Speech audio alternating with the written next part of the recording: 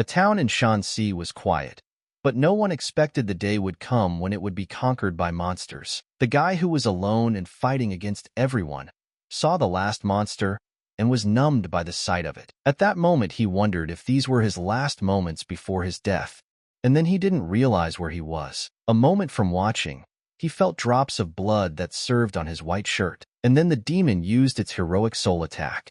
As a result, the guy was hit by a ray of magic. At this time, in another world where there is silence and harmony, a girl was holding her stomach and saying that she had drunk too much tea and now she couldn't take it anymore. Looking around the site, she thought she had no choice but to fix her need in an inappropriate place. In the process, a portal opened up near her place of need, and out popped a guy, unfamiliar to her. The boy clutched his head and didn't understand where he'd been transported.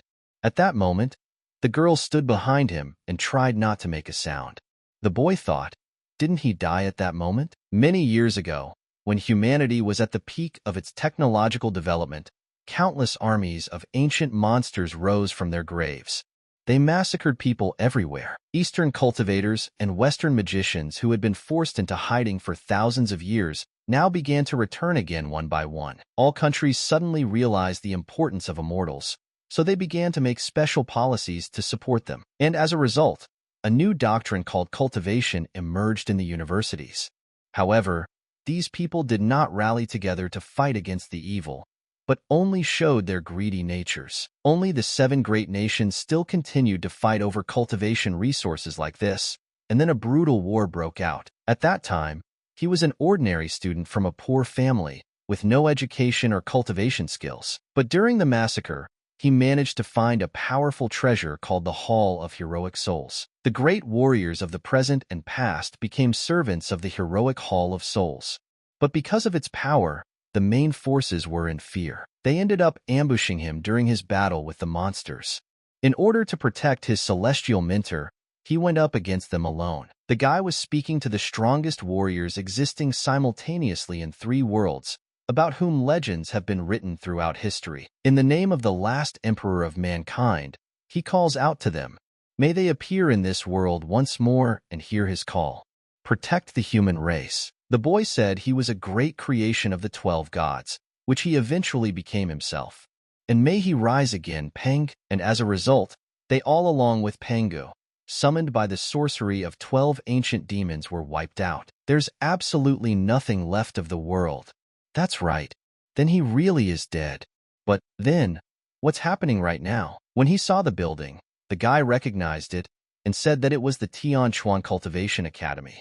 It had already been destroyed by demons in the past, and at that time, only he was able to escape. Looking at the smartwatch, he realized that he had gone back in time to when he was young, and he was 18 years old. But then he heard a rustle and turned back sharply, where he saw a girl fixing her need. The guy shouted to her and asked, "Is she peeing there?"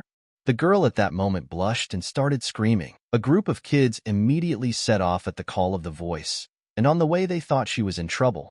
And we must find her soon. The girl grabbed the guy and dragged him behind a tree. She told him that if he made a peep, she would bury him right away. She realized that if anyone caught them, her reputation would be ruined. She would no longer be taken for a leader. When he heard about her, he realized that she was the most outstanding student at the academy. Senior Jiang Yu. The guys arrived on the scene screaming while investigating and found nothing. So they decided to look somewhere else. Jiang asked the guy, what was he trying to say there? The guy looked at her and remembered to pull up her panties first. The guy was saying that he had smoked a whole pack of cigarettes already and still didn't understand what had gotten him so guilty. Jiang asked the guy, he studies here too, right? And what's his name? The guy with the swollen cheek said his name was Zhang Qing, a freshman in humanities. But because his academic performance is very poor and his parents are poor, he has no opportunity to attend cultivation classes. Zhang said that means he has a completely different faculty.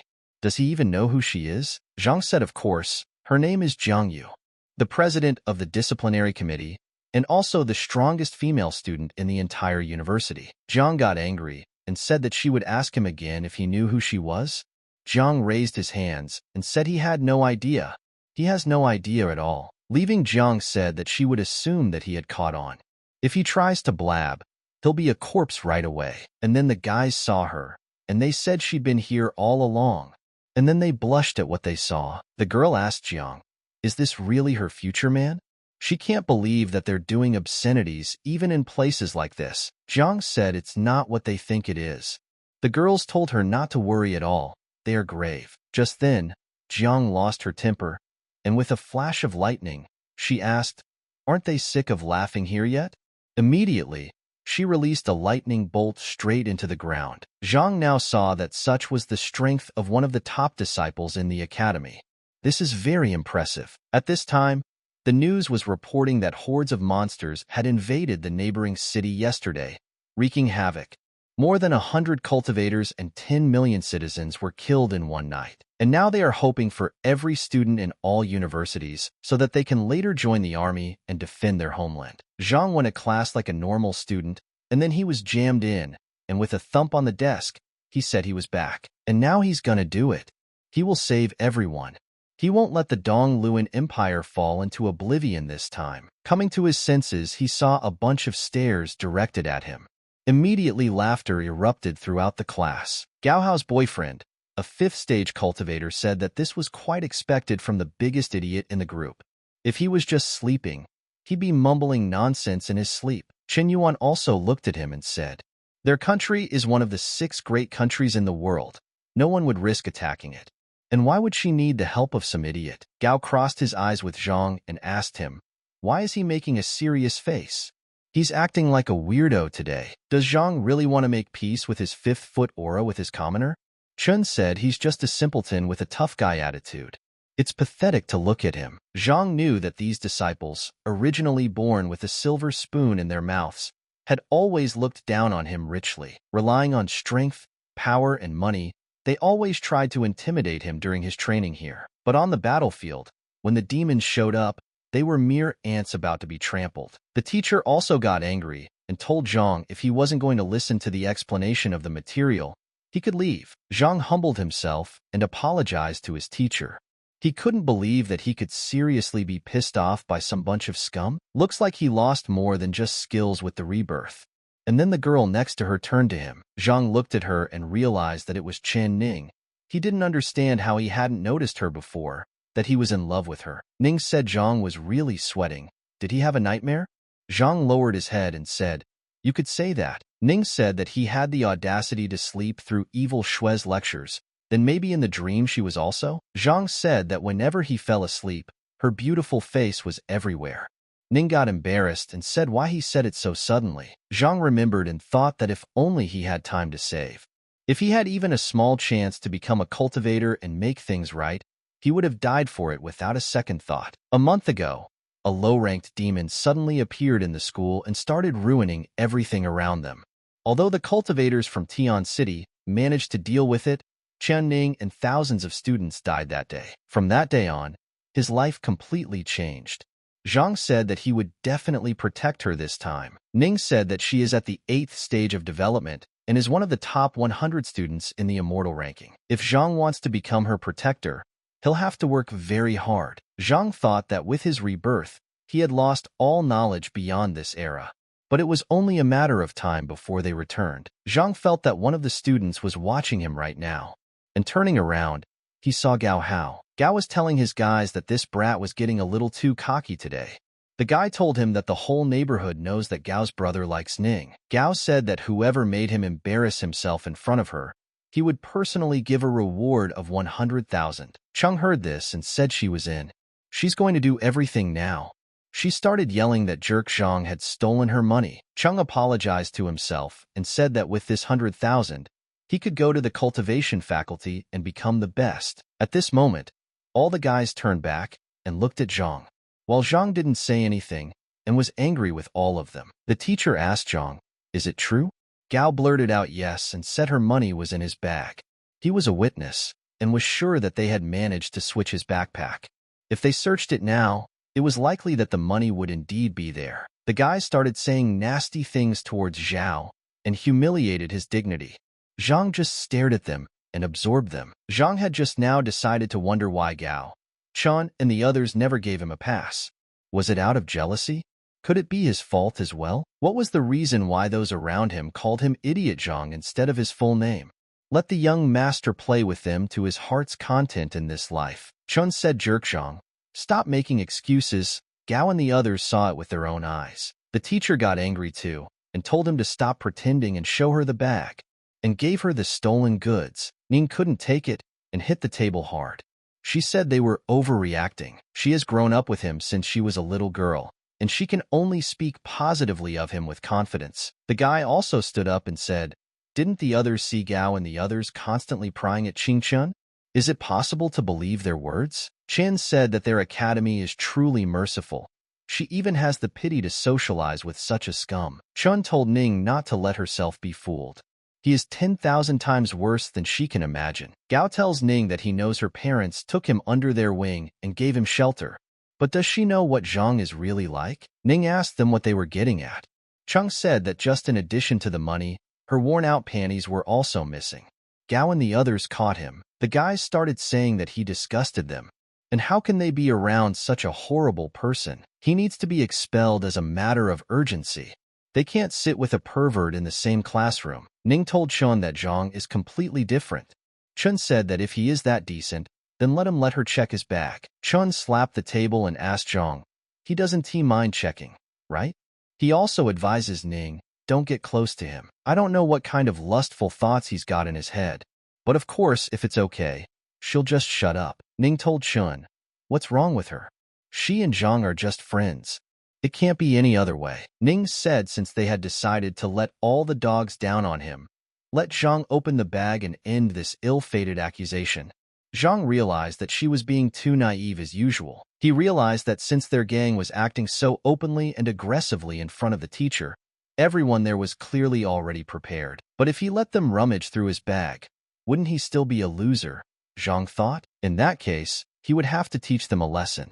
Although he had lost his skills after being reborn, the Hall of Souls had returned with him. The Hall of Heroic Souls was purified by Ancestor Tao, who united the history and myths of the three ancient kingdoms and their days. It was created for the sake of protecting the legacy of civilization. According to legend, a person wielding it can move through time and space, summoning heroes of the past and present to acquire their knowledge and powers. There is the greatest Bao and arrow god Hao, the nine-tailed fox demoness Deji, the descendant Dion Ming, and the birth goddess San. And they are all his servants. By gathering the spiritual chi of heaven and earth and letting it flow through one's own soul, the Hall of Heroic Souls can open up in this world as well. He taps into the emotions of people's hearts to summon the greatest from around the world. Due to the full scale of souls in the heroic pillar, a warrior or other with similar feelings can manifest in his world. Brave heroes, if any of them share a similar remorseful aversion as he does now. He asks, heed his call and come here to rewrite a terrible fate. His cultivation level is too low right now, so he can't summon them in reality. And he's only allowed to use first-stage abilities. Zhang saw that the pillar of repentant souls was now full. For the sake of protecting all things, he had caused a close friend to die tragically, and he wishes all three kingdoms to crumble under the weight of his wrath.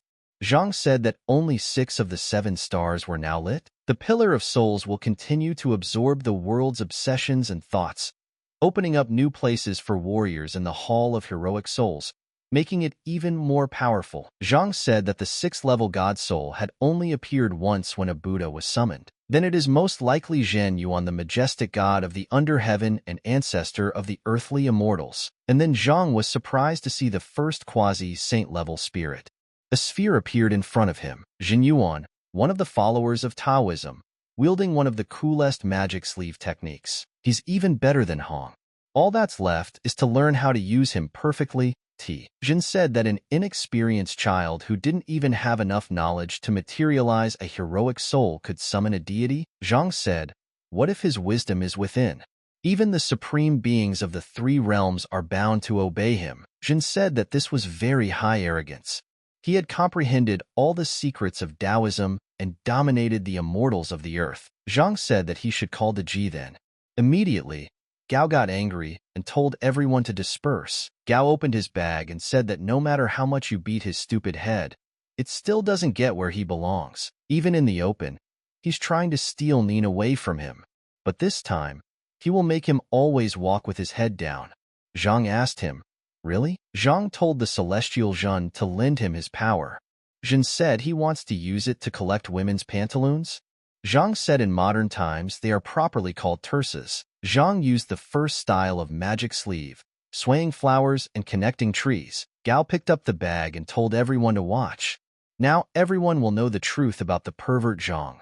And to the professor, he suggests that he be expelled, and then both girls were surprised, but Ning was glad.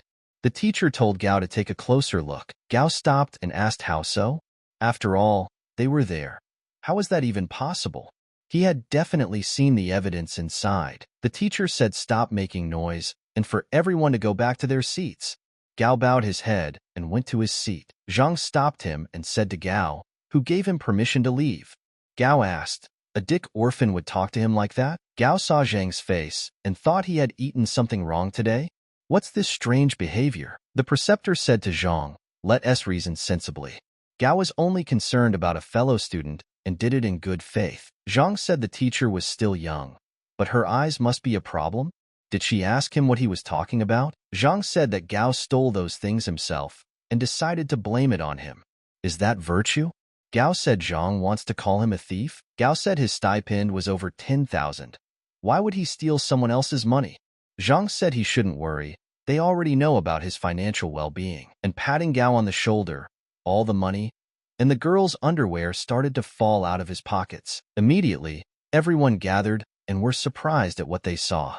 While Zhang considered himself defiled and wondered how he could wash himself clean of it now, Gao was surprised and asked, what the hell is going on?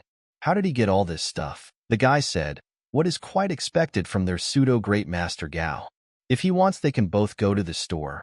Why steal someone else's? The guy started saying that they never thought Gao would do such a thing. What a scumbag he is. The guy said that none of them had any idea that he had such a hobby. I bet many of them were uncomfortable watching Qing Qian being bullied. Just then, Zhang Mei, a humanities student, pounced on him and told him to answer where his laundry had gone. And then Gao couldn't take it anymore and punched the woman right in the jaw. He told her to back off and called her a filthy cow. She should have looked at herself in the mirror first. The teacher asked Gao, has he lost his mind? Student cultivators are forbidden to use magic in normal teachings. He decided to go against the rules of the academy. Gao lost his temper and said that he was the law here. And then he attacked Zhang and told him to die. Zhang told Brother Zhen to lend him his strength this time. It seemed like the situation had escalated. Zhen said that if they joined forces, they would show these weaklings where the crayfish were. Since he has a mortal body that doesn't have a normal flow of energy, he would absorb the entire chi of the audience with his magic sleeve to turn it in his favor. Just then, Ning told him not to dare and used a wind-blowing attack. The girl Chen Ning is an 8th stage cultivator, the second best student among the first-year students, standing N7A 52 rank in the academy. And in the moment, she released the pin into the fight and used the wind to stab it into Gao's arm, ending up making him more angry. Zhang, seeing what Ning did, was surprised, for she had always been meek and shy. This was the first time she had shown her character. Zhang said, and then, ladies and gentlemen, enjoy a performance by young Master Gao. It's called the Stinky Mouth. Zhang said that this slap was for all the girls he stole panties from, and immediately slapped Gao. Zhang didn't stop and used a magic arm, swaying flowers and connecting trees. Gao became very sick, and the moment he magicked Zhang, he began to spit out the woman's underwear from his mouth. The woman saw his underwear and said it was them. She asked him why he had put them in his mouth. Xin cried and thought that they were fighting. But how did his technique gather more pantaloons? And then the teacher also got angry and told everyone to shut up. Whoever continues to be disobedient will have broken arms. And next, he would be referred to the disciplinary committee for punishment. And then Gao got scared and didn't want to go there. Gao raised his hands and said that it wasn't him. Let all the guys just believe him. Surely Zhang must have set it all up to make him look guilty. Zhang said that he was the only one here spinning his wheels trying to justify himself. Did he think he could keep fooling the others? Zhang walked over to him and told the Gao that it looked like today was not his day. By the way, recalling the words of their great master said earlier, how can such a shameless thief be allowed to lecture? He suggests to the teacher that she expel him immediately. Gao said to Chun, she doesn't want to explain herself? I mean, They put both money and underwear in his bag together. Hurry up and confirm his innocence. Chun couldn't stand it and said to Gao, stop lying already. He was the one who offered her 100,000 yuan to lie to Zhang, and the only reason he was going to expel him was because he was hitting on his beloved Nin. Why would he involve her in his dirty business? He's the only one with such lousy ideas. The guys asked them, did they deliberately come up with a plan to make Zhang a social pariah? Didn't everyone hear that? The couple burned themselves. Zhang said, I doubt he is worth that amount, and what is one pretty girl in their group? Ning slapped him and called him a flatterer. Ning thought, has old Qing Chun always been a bully? And then she said, they have joked and that's enough. Zhang asked her, what do you mean? Zhang thought that since things are picking up, let's make it even cooler. He hugged Nyang and said that he would follow her around from today. Zhang realized that in his past life, Chun Ning's death was his fault because of his weakness. Then a monster from an ancient tribe invaded the academy grounds without any warning, and although it was low-ranked, the students were unable to stop it. Everyone was yelling for them not to stay there and run away. The teachers would come and deal with them. Everyone was looking for each other, but they couldn't find each other. And then the demon released all its power and began to destroy everything, and each student was killed one by one. Zhang ran towards the demon, but he suddenly stopped when he saw Ning. She was torn to pieces. Zhang couldn't help himself and let a tear fall.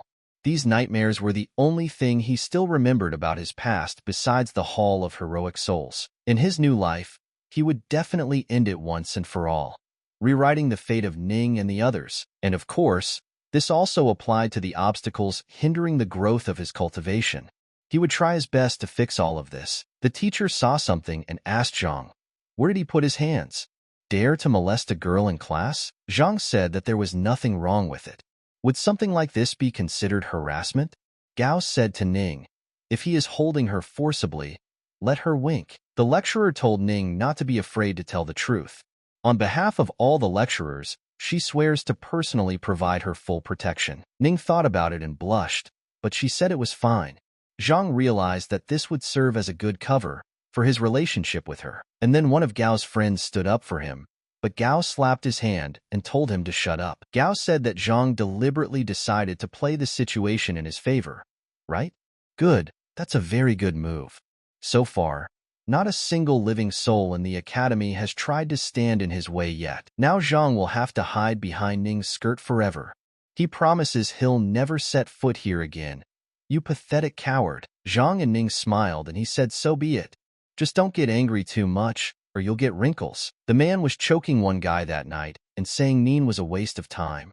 Did she really hurt him that badly? It was Liu Bao, the vice president of the Ancient Martial Arts Society. Martial Power Value 9, rank 50 on the list of cultivation students.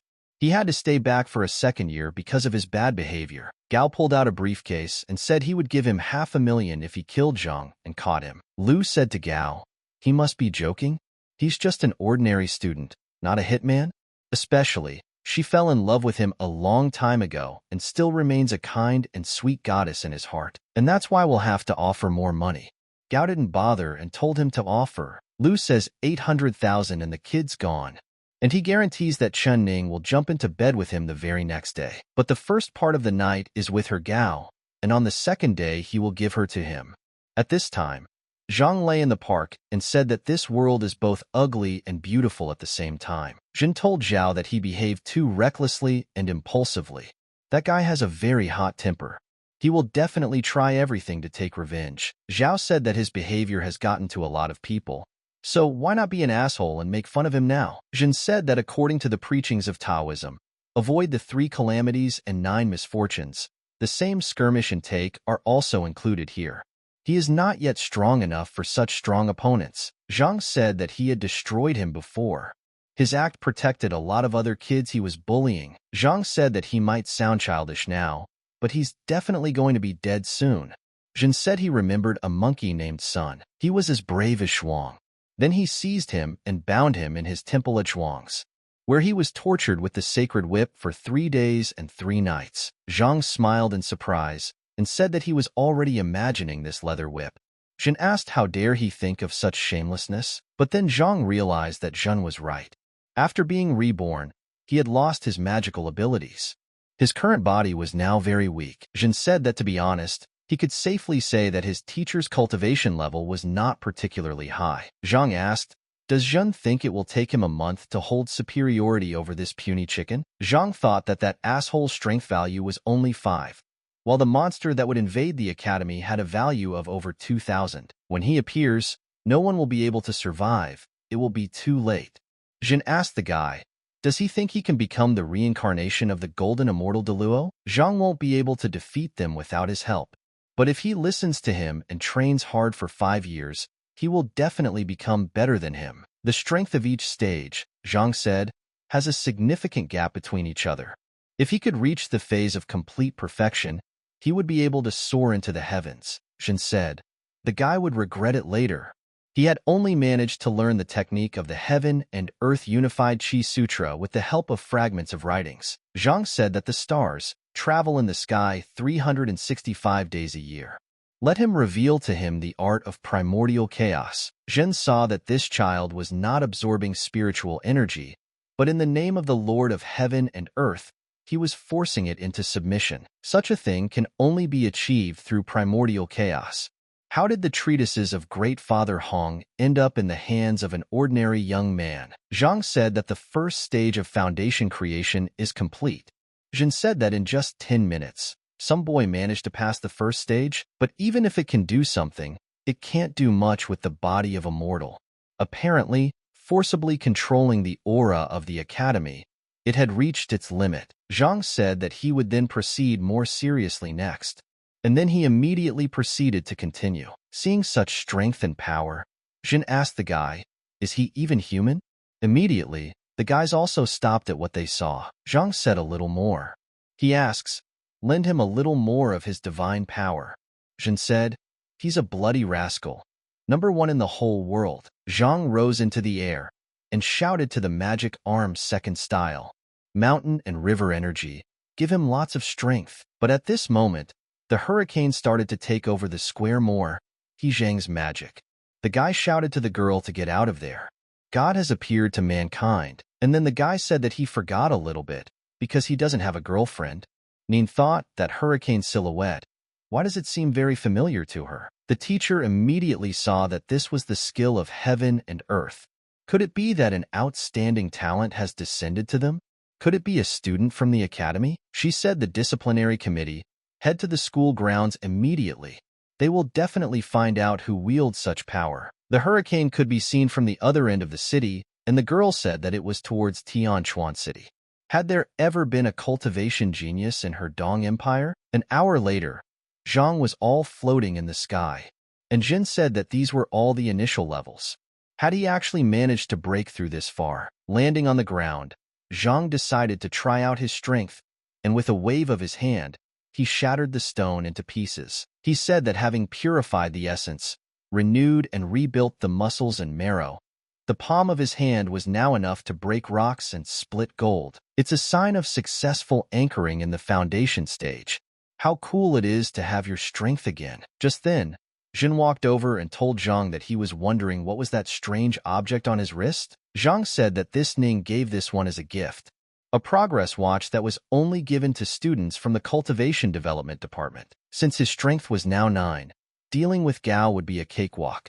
However, when facing the real geniuses of the academy, these points would not be enough. And regarding the Hall of Souls, from the moment the GA incident happened in the auditorium, he continued to absorb people's desires and feelings. Once the scale of the pillar is filled with the obsessive thoughts of the world around him, one of the immortals who is obsessed with such ideas is randomly summoned to Earth. With this, he can get significant new boosts to his current skill. Jin said, leaving, the Hall of Heroic Souls was originally a sacred relic that encapsulated all the myths and legends of the past and present aligned with the laws of the heavens. An illusion created by an artifact based on my story.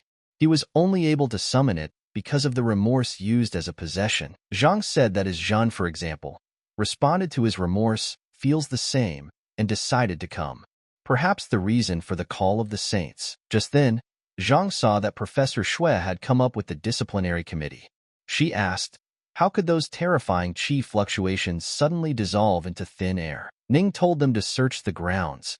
They shouldn't lose such an incredible talent. Zhang said that fortunately, the primordial chaos technique could hide a person's energy and allow them to further disguise themselves as a mortal. Jin told Zhang that there was a truly sinister aura emanating from his teacher. Zhang said that she is the dean of the cultivation direction in the academy nicknamed Devulus. All the other teachers are her younger sisters and brothers. Jin realized that something was clearly wrong here. The woman's fury seemed to be the death of at least 1,000 lives. It was unlikely that a mere teacher could have that kind of energy. Zhang said that at the age of 6, he was bullied a lot by other orphans. After running away and wandering for a long time, he almost died of exhaustion, but Ning found him and decided to take him to her home. They ended up becoming a big friendly family. Even though they don't have much money, he's glad he got in with them. Zhen said he could feel a very strong flow of qi near the door to his house. Zhang said, "What is the head of the disciplinary committee, Zhang Yu? Did she really find out about his advancement in perfection?" Zhen said for him to listen carefully. They are talking about him. Secret style, sensitive hearing, shun feng. Zhang asked, "What is Zhang Qing good at? Does she think he's better than her?" Ning told her to calm down. Zhang said that Ning accepted his confession today on purpose in front of the group, so she would cut him loose? Ning said, "No, of course not." Zhang said, "Has sex now become more important to her than true love?" Ning said that nothing can happen between them. Ning said that she was the representative of the disciplinary committee, and if details suddenly came out, there would be a dirty stain on her reputation forever. And then the guys were surprised. Zhen said, "Is this really the passionate lily love from the legend?" Zhang said, "His list of competitors has now been further expanded by Jiang Yu. Ning tells her that she has a boyfriend now, so promised to behave with restraint and appropriateness in the future." Zhen said they look very beautiful together. "I guess they are expecting a new addition to their family soon." Zhang said, "So he spat, and be a little more lenient with old Zhang." Zhang went into his room and said that everything was the same as in his memory. This is the table he and his dad found at a flea market, and the game console Ning begged her father to buy when she got into the top cultivation students. She later gave it to him. Zhang said his mom wouldn't let him throw away any more toys. And then his father came in and told him that his parents had something to tell him. Zhang was surprised and realized that when one strives to rise up, one doesn't notice the counting of time. 100 years could end up being the blink of an eye. What do they know? How he had always envied little Ning for the reason that she was studying cultivation, and had himself dreamed of studying in the same department as her. They can't financially afford to pay the registration fee, forcing him to shoot and suffer because of it. Zhang said that his father had a heart condition, after all, and they had been saving money for his surgery for a long time. In a previous life, this sum had enabled him to go to the necessary lectures. But his father hid the fact that the disease was progressing and soon died a year later. His father told him, why should he bother with his old man's problems? Let him take everything. His old man is a laborer and his mother is a baker, both not particularly brilliant in intelligence and culture. Zhang told his parents that he knows how hard it is for them to earn money to feed them all. He won't take them under any pretext. Jin asked him why he didn't tell them that he had already fully completed the first level of development. After all, this stage was comparable to many top students in the university. Zhang said that he just didn't want to shock anyone. It would be better to first find a way to make some money to cure his father's ailment and start studying to become an immortal. Jin said that he just has frequent heart attacks. I think the lowest healing elixir will suffice. However, this art is now virtually lost due to the shortage of alchemist sorcerers. Spiritual pillai have become an essential resource on the path to enlightenment. Even the strongest one is worth hundreds of thousands of yuan. Zhang asked, what was the name of the progenitor and creator of alchemy there?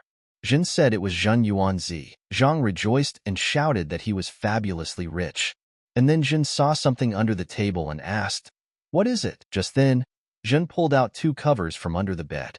Zhang saw this and shouted like an eager man not to open them. Ning walked into the room and asked Zhang why he refused his parents' money.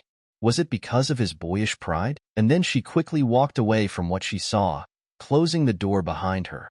She said she apologized for intruding at a bad time. Zhang embarrassed himself and yelled no to her to wait for him. Things are not as they seem to her. Jean said that it was a very excellent book, and he liked it a lot. While Zhang and Ning sat on the sofa, and looked at each other. Zhang understood that Ning was already struggling to earn money to support her family and still had to find excuses to get by. Zhang said that he still can't believe that Jiang Yu is stalking her. Ning said no, he got it all wrong. Zhang asked her, why was she embarrassed?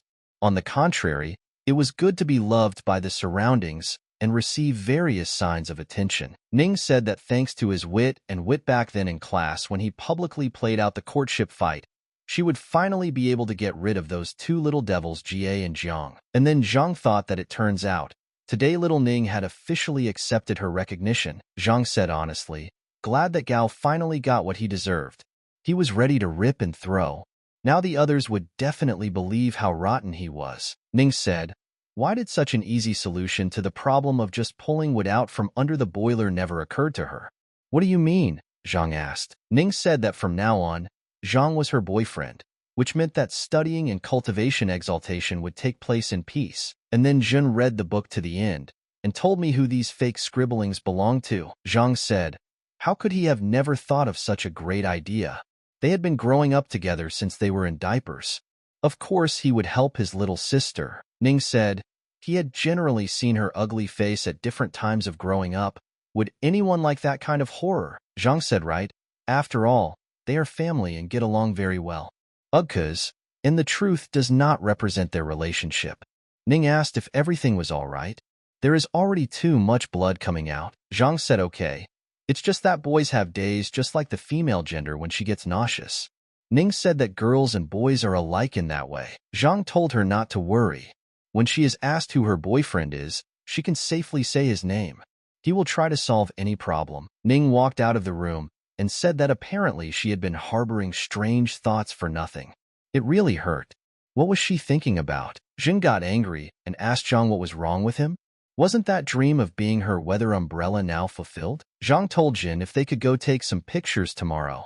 Jin asked him what he was up to again. Zhang said he wants to get rich and hit on some hottie and enjoy the benefits of life. After arriving at the place, Jin asked, is there definitely an elixir apothecary here? And who is this Su family? Zhang said that their clan ran an underground black market in Tian City. Even an alchemist who wasn't particularly talented would easily become honorable. Jin asked him, had he decided to cash in on him? Nothing depended on her opinion now. When he got to the door, the guards told him to get the hell out of here. This is the Su family's main selling point. No commoners allowed. Zhang didn't speak to him and used the third level of the Foundation Establishment stage, Combat Power 3. The guard approached Zhang and asked, is he deaf or something? Or reach out to help him. A group of guys were saying that something was about to start, a fun show. The girl called Zhang a baby and told him to go home. Zhang grabbed the guard's hand and said, so he's an ordinary mortal, right? And then the guard didn't expect as he was already on the ground. Zhang didn't spare him and pinned him to the ground. The guy said that the fourth level guard was defeated in a couple of seconds. The girl said that Zhang is so young and already standing at the ninth step. Perhaps he is a young master of some famous family? Zhang asked the guard, can he come in now? The guard realized, if the guy hit her harder, he would have died by now. The guard thanked him for his kindness and apologized to Zhang for not recognizing him. Jin realized that people respected cultivators for their skills. Once inside, the man shouted that he was selling a miracle pill that restored chi and body, and at only 2 million yuan apiece. Let the buyers rush in.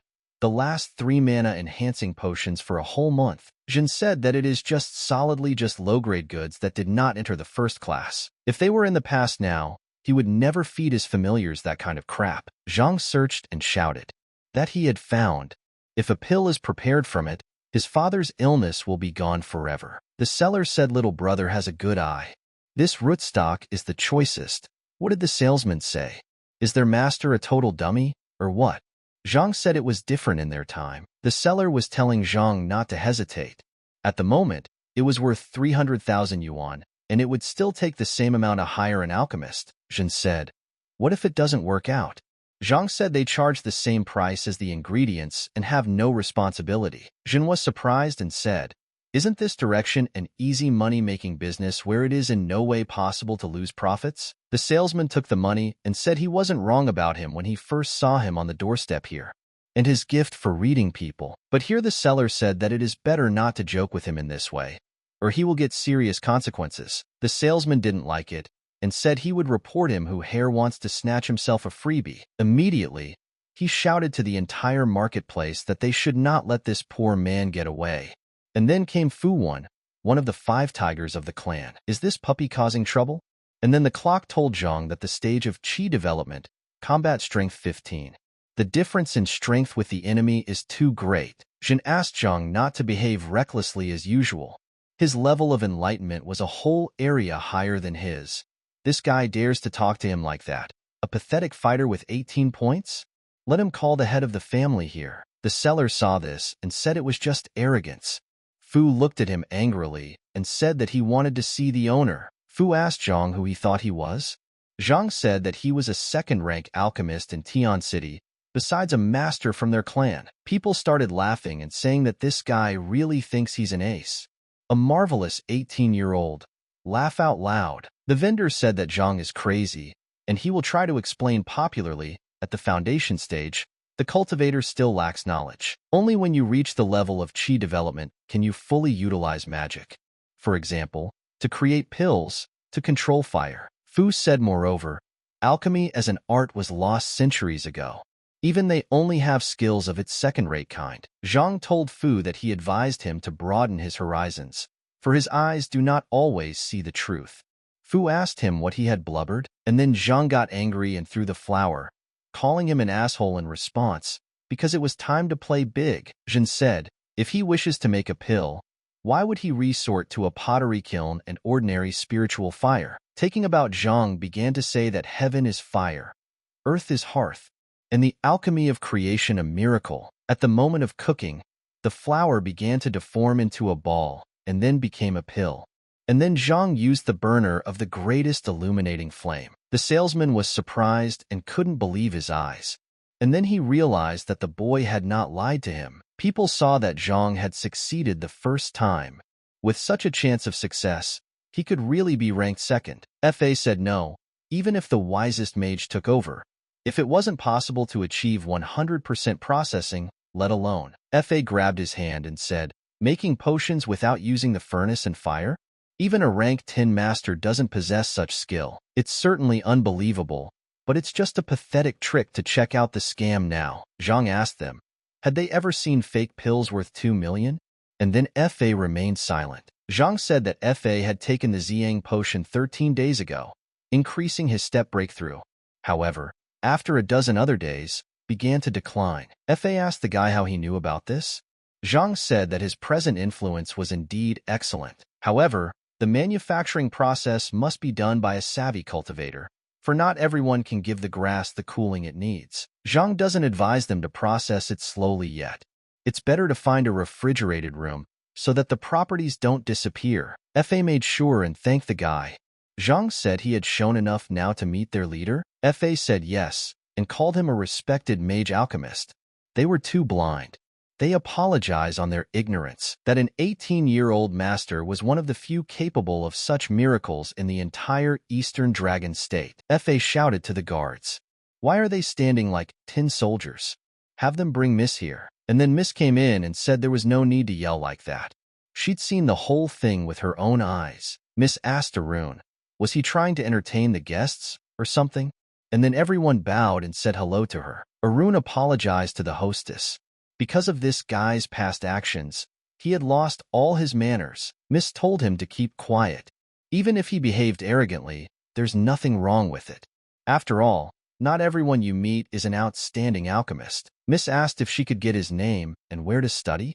And then the clock told him that the other party was 2 stages above him. Jin said that this girl's skill was enough to pummel a dozen people with enlightenment like Fu's. Zhang was glad that the beautiful viper in charge of all the black markets in the city had finally shown up. The guy said that he is Zhang, a student of Tian Chuan Academy. His master is very demanding, so he won't say what his name is. And then Zhang took a proud pose and the salesman said that he is a show-off, and he doesn't support his self-confidence. Fu said that his tongue is very long. It needs to be shortened urgently. Su told them not to be angry. He is second rank. Zhang realized that no one would believe him if he said that he was under the patronage of the Eastern Dragon Empress. Jishi? Su said as she apologized for the swear words against him, sacred mentor. She is the young mistress of the family, Sue. Her father is seriously ill. Why does she now hold the title of clan head? And then Zhang was surprised and thought, and here Shui was telling her to hold on and not vent her anger. Even though he was a small thing, he was already able to compete with his father in creating the elixir. Zhang asked, could she pay the full amount for the herb? Shui said, even being a miracle worker, poor as a church mouse. Zhang said that money comes first for him. By the way, she is a baby. Can they eat some delicious rice together? What she's paying?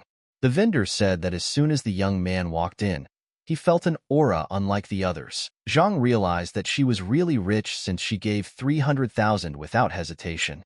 Shui said that they always welcome outstanding artisans. Zhang asked her what it was about. Shui said that it was only enough to do it occasionally, and the Su clan would give out a bonus for his services. Zhang told her that any whim for their money. Zhen said he was the holy ancestor of the land. How did he get stuck here with him? Shui said that provided they were willing to cooperate with them, let him take her gold card. This card has 10 million yuan on it. Consider it for a gift. Zhang asked, is a second-grade alchemist really that expensive? Zhang told him not to lose his prestige in front of the face of the femme fatale. Zhang thought 10 million was a lot of money. Shui apologized for her disrespectfulness.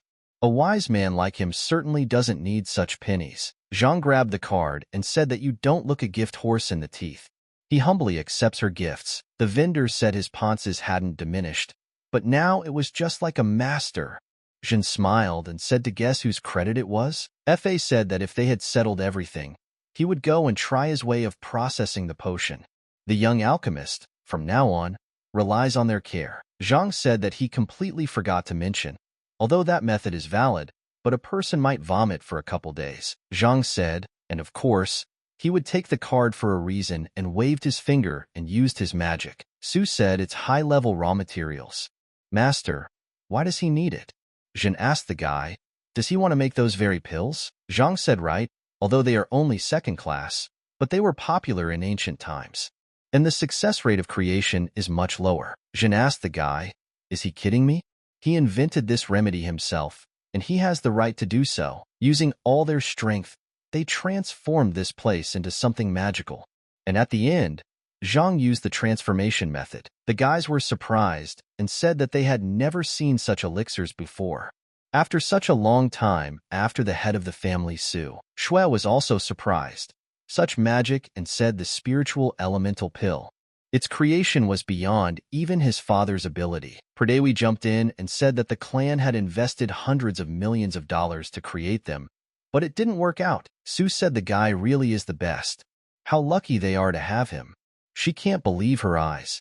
The kid's a real alchemy emperor. Zhang said that now he wants to return the favor. Let Su take his present. Su said such an incredible thing. And for her? Zhang said that they didn't have enough skill yet to transform the perfect yuan potion. And this potion would smooth out the inhibition. Su said that nothing less was expected from a wise man. Showed everyone the truth with one word and movement. Su told him they shouldn't, and they didn't deserve such a generous gift. Zhang took his finger and gagged her. Zhang said that she would gradually feel the improvement of her triple spirituality. Perhaps in 3 days, she would be able to fully transition to the third stage, soul purification. Looking at the map, Zhang recalled that Shui had said that they were bound by a business relationship from now on. Zhen said seeing Su for the first time, he had one bold thought. Zhang said for him to toss them aside. Zhen said tempting her step by step, giving false hopes and promises. Was that his plan? Zhang said honestly it was. Zhang said that all people like to be treated with affection and courtesy. Therefore, a word or two is enough to make a person trust someone. Zhang said to confront Gao with his powerful entourage, one would have to gain support, right? Applying the art of primordial chaos for the first time. The soul nodes that absorbed the chi of the sky and earth of his surroundings begin to open up. Zhen said that nevertheless, the elevation speed using it was much faster than normal spells. Zhang said that the black market pharmacy pillars absorbed a huge amount of emotion today. But the biggest outburst was when the guard was on edge. Zhen told him to try to prepare properly, for Gao would not back down so easily, and the announcement of a rematch was just around the corner. Very soon the pillar will be filled to its fullest, and another soul of a god will be called to earth. and he must surely protect. And then he remembered that she had told him to be an obedient boy and get his feet out of here. Zhang said that if only one could become immortal. But what would change then? The mentor said that he acted too soft and decent. That's why he lost. Even after getting the imperial throne, he couldn't fix anything. Zhang asked her to give him another chance to protect the others. If he had to resort to the dirtiest means, he would do whatever she wanted. Just then, Zhang stood up abruptly, from the worst dream he had ever had. While Zhang was telling the Pikachu to launch 100 volts at the enemy, Zhang said it was the same dream of the past again. A previous life, countless sleepless nights, the desperate screams of Ning and East Madam Shi, the mountains of corpses of innocent people. All those pictures are imprinted in his memory and turned into nightmares that torment him. They are the only thing that came with him to the real world, other than the Hall of Souls. Now that he has a powerful artifact with him, he uses it to its fullest. Just then, shouts were heard outside the door. Ning shouted for them to get away from her. But her mother told her to be careful. Just then, Zhang came down and asked what happened. The mother told Zhang that everything was fine. Let him go to his room. And then the guy said, "Isn't that her loser brother? He's an adult, but he's still hiding behind his mom and sister's skirt." The guy was telling Ning that he was repeating for the last time. Their father owed them 200,000 for medical treatment. If they didn't pay off the debt today, they could forget about the store. Mother said that they have some abnormal interest rates. Could 50,000 suddenly turn into 200? The guy said he'd already told me the exact amount, and it was out of the question. In the local neighborhoods, no one dares not give back what they have taken. Is father sick? Why didn't they say anything? Mother said they labored, worked to provide for them. The guy said not to get their hopes up just because the daughter is a cultivation student. The guy said, "Why are his people making a big deal out of this? I'd rather they trash the place if they don't want to shell out the money. Or, if the cutie spends one night with them and gives them a good service, they'll mow down their debt, and all will be forgiven." The guy said how smart his boss was. He's never tried young girls. What's the hottie think about that? The guy said that otherwise the rumors would spread around the academy, and the little brother and sister would be expelled. And then Zhang asked him if he was looking for death. Ning stopped him and told him not to fool around. Even though Chu is about his level in terms of combat power, he has ties to the Su clan. It's best not to mess with them. Chu said that's great. They know. Their group and the Li family are the most powerful people in Tian. If he had to kill someone, he'd have no problem. He'll crush anyone like an ant. Zhang was saying that he didn't care about them from on high. And then he realized that he needed to be more restrained. Did Zhang say how much is required? His friend is bringing it to them right now. Chu said the kid was showing off. Students don't have that kind of money. Zhang said he just doesn't carry the money with him. Or is he afraid the guy will run away? Chu said for him to act. Zhang picked up the phone and dialed the black market guard Fu. He told him that he wanted to call him for a meeting about a matter. And then Fu yelled for everyone to shut up. An important guest is calling. He told Zhang that if he needed anything, just let him ask for it. He doesn't even know how to thank him. The elixir worked well. Zhang said that a burly guy named Chu, who has a father-brother loan, broke in. He says to give him the interest too, or his gang will raid the place. I'm sending his coordinates now. Can he help? Chu said then let him give them 400,000. Mother said they only borrowed 50,000. Chu said, as much as he says, that's how much they will pay. Zhang asked Fu, had he heard? He has already raised the rate. Fu told him not to worry. He knew what was up. And then he told the guys they were moving out. Fu couldn't understand what kind of brat would think of touching the VIPs of their clan. Ransacking the house of the best alchemist. Zhang's mother asked Zhang, who is this friend? And why is he willing to lend him so much money? Chu said that's commendable. The offspring have more brains than their own parents. Chu thought that once they shook off their dough, they'd try to forcefully take that fairy-like chick. And then Fa arrived at the store with a crowd of people and opened the door. Blondie and everyone was surprised and said to the boss, Chu said it's Mr. Fu from the black market pharmacy. Why is he here? Fa asked him. Chu said he was his little brother's little brother, baby Chu. Fu said he didn't recall and told him to get out of the way. Fa approached Zhang and called him mentor. Zhang pointed his finger at him and told him not to make things up. Fa asked Zhang, is he okay? Zhang said yes, but he wants everyone's arms broken. Chu told Fu to listen to him. He didn't realize they were friends. Zhang stopped him and told him to stop. Zhang told Fu not to let them break anything in the store. Fu looked at him and told him not to worry. Fu couldn't help himself, so he hit that Chu guy hard and told his men to take care of that couple too. Let them know where they belong. Zhang told his mother and Ning that it was just as they asked, but he didn't feel like watching them being bullied. Ning asked, "Is Fu really from the Su family? How did he manage to meet a mafia big shot?" Zhang said that they met when he used to work as a courier. Brother Fu saw him as a hard worker and decided to take him under his wing. Fu said he wouldn't allow his friend to be bullied by a bunch of freaks. And here he hoped that Mistress wouldn't be angry. Did Ning really ask? Mother said, "Isn't it too much to beat people to a pulp anyway?" Fu told her don't panic. Those three assholes are in the foundation stage. To them, a broken arm is just a minor scratch. And then after beating everyone from Fu told Brother Zhang it's done. What do we do with them next? Zhang asked Chu. He wanted the 400,000, right? Should he ask Fu to give it to him? Chu apologized and said he was unaware of their friendship. A battered Chu got down on his knees and said they would write off their debts. And they would do it especially for them. Zhang said fine, let him consider his offer accepted. However, he was the one who bullied his family, and he is not going to just leave it at that. Zhang told Chu not to dare to come here even one step in the future. They all understood it, hopefully? Chu said they all understood that. Fu said if that's it now, he went too. And then Zhang said he almost forgot something. Zhang told his mom that in the medicine that Brother Fu had made for him earlier, let him give it to his father, and he would recover immediately. The mother asked how could they take such a valuable item. Zhang told her not to worry, just decided to take out a loan. He would definitely repay it after graduating from the academy. Mother said that now father will finally not suffer at last. Mr. Fu is really a good man, but they must return the money. But then Zhang saw Ning looking at him and asked, did he have something on his face? Ning said it was just an impression. It was as if Zhang had grown up and matured. Zhang asked, and in what way? Ning said that he was acting like a fool again. Just then, Zhang entered the room and said that he couldn't rely on him all the time after all. Absorbing the guard and greed, Chu and his six, the pillar glowed even brighter. The next summoning was not far off. Jin said that his strength is already higher than all the first years combined. Why would he be worried? Zhang said that his true opponents are not childish at all. There will be a monster attack in a month. Art of Water, at his command let him appear in their world, the black dragon of springs. Let him seize the beast, gathering all the elements into one instead of one. They were ready to fight to the end, for this was their last chance. The Qin girl said to let the lightning bolts of the firmament wrap around the divine sword.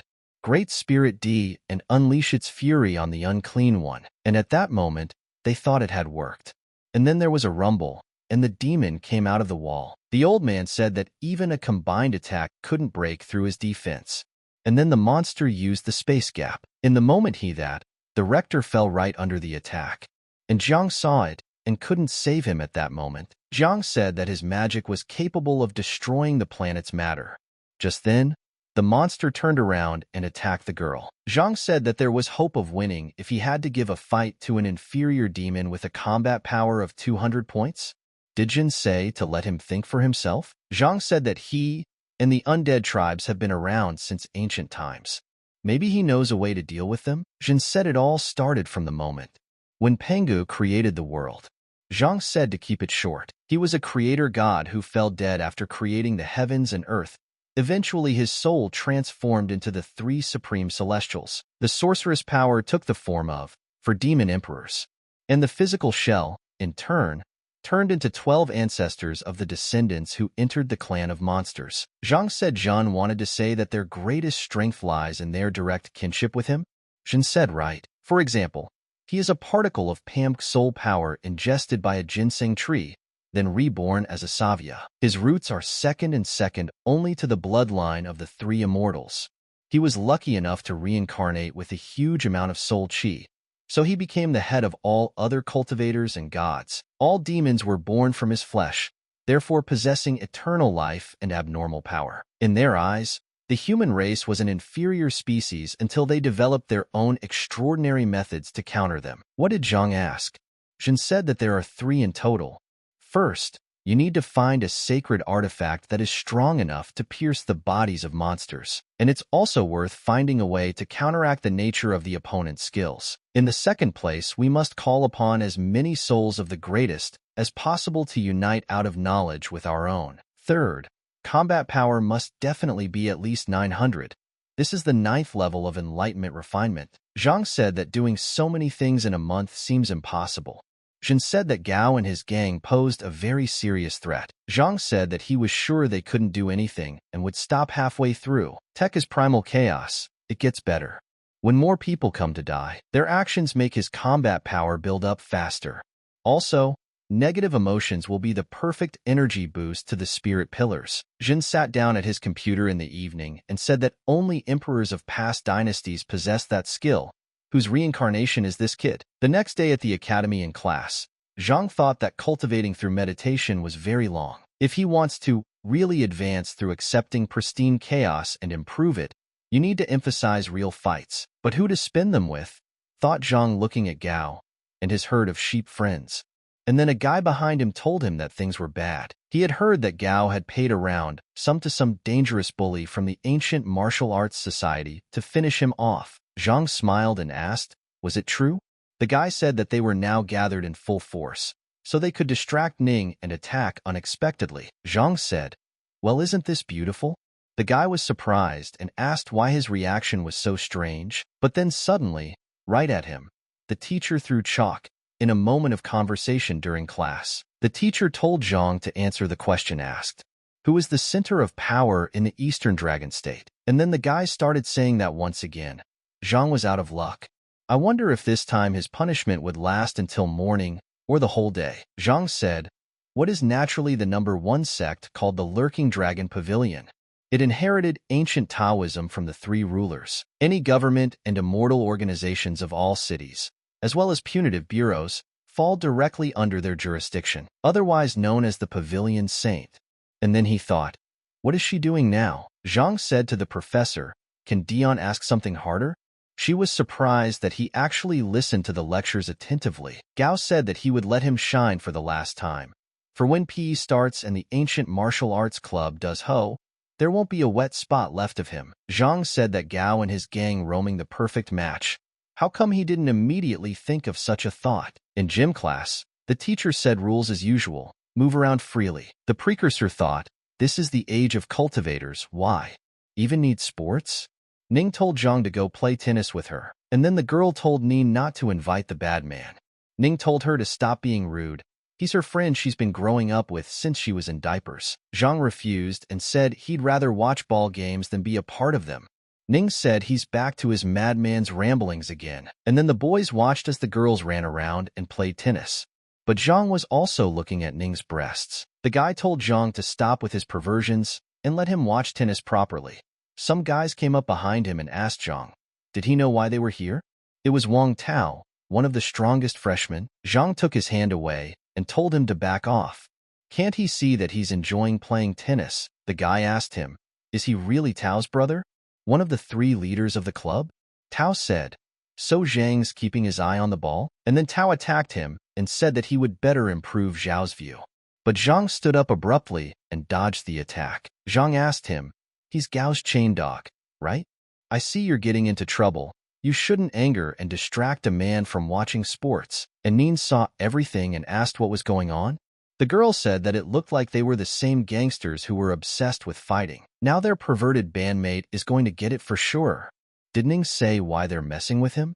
We should go find out. But then the guy attacked Ning and asked, did she want to protect Zhang? You better take care of yourself first. Just then, the girl told Ning to dodge. Ning noticed this and put her defense against him. Is ranked 52nd in the Academy's Immortal ranking, with a combat power of #8. Lu's attacker, a sophomore, is ranked 50th in the Academy's Immortal ranking, with a combat strength of 9. Ning said that he was one of the 3 leaders of the Ancient Martial Arts Society, Lu Bao. She realized that the attack was too sudden, but it was a blessing to avoid being hit. The girl said Ning was bleeding. Ning told her to stay away and not to get involved. Ning thought that it was already less like a disagreement between students, for the other party had been very prepared. Did Gao really get hurt and have a hand in this? Damn it, Zhang's in danger at the moment too. Lu decided to attack her and said, Ning, does she have enough time to worry about others? A while earlier, the teacher had told Zhang to show at least a little common sense. Zhang asked, what did someone decide to talk about common sense? The teacher said that in any case and explanations are sometimes needed for readers to understand the whole picture of what is going on. Did Zhang tell the guys it's just them? Where is their much-honored Gao, the coward? The guy standing next to him thought that they were really finished this time. Ta asked Zhang, did he think he was worthy of his presence? And then several guys stood in front of him. Zhang said their little rat is capable of doing the right thing.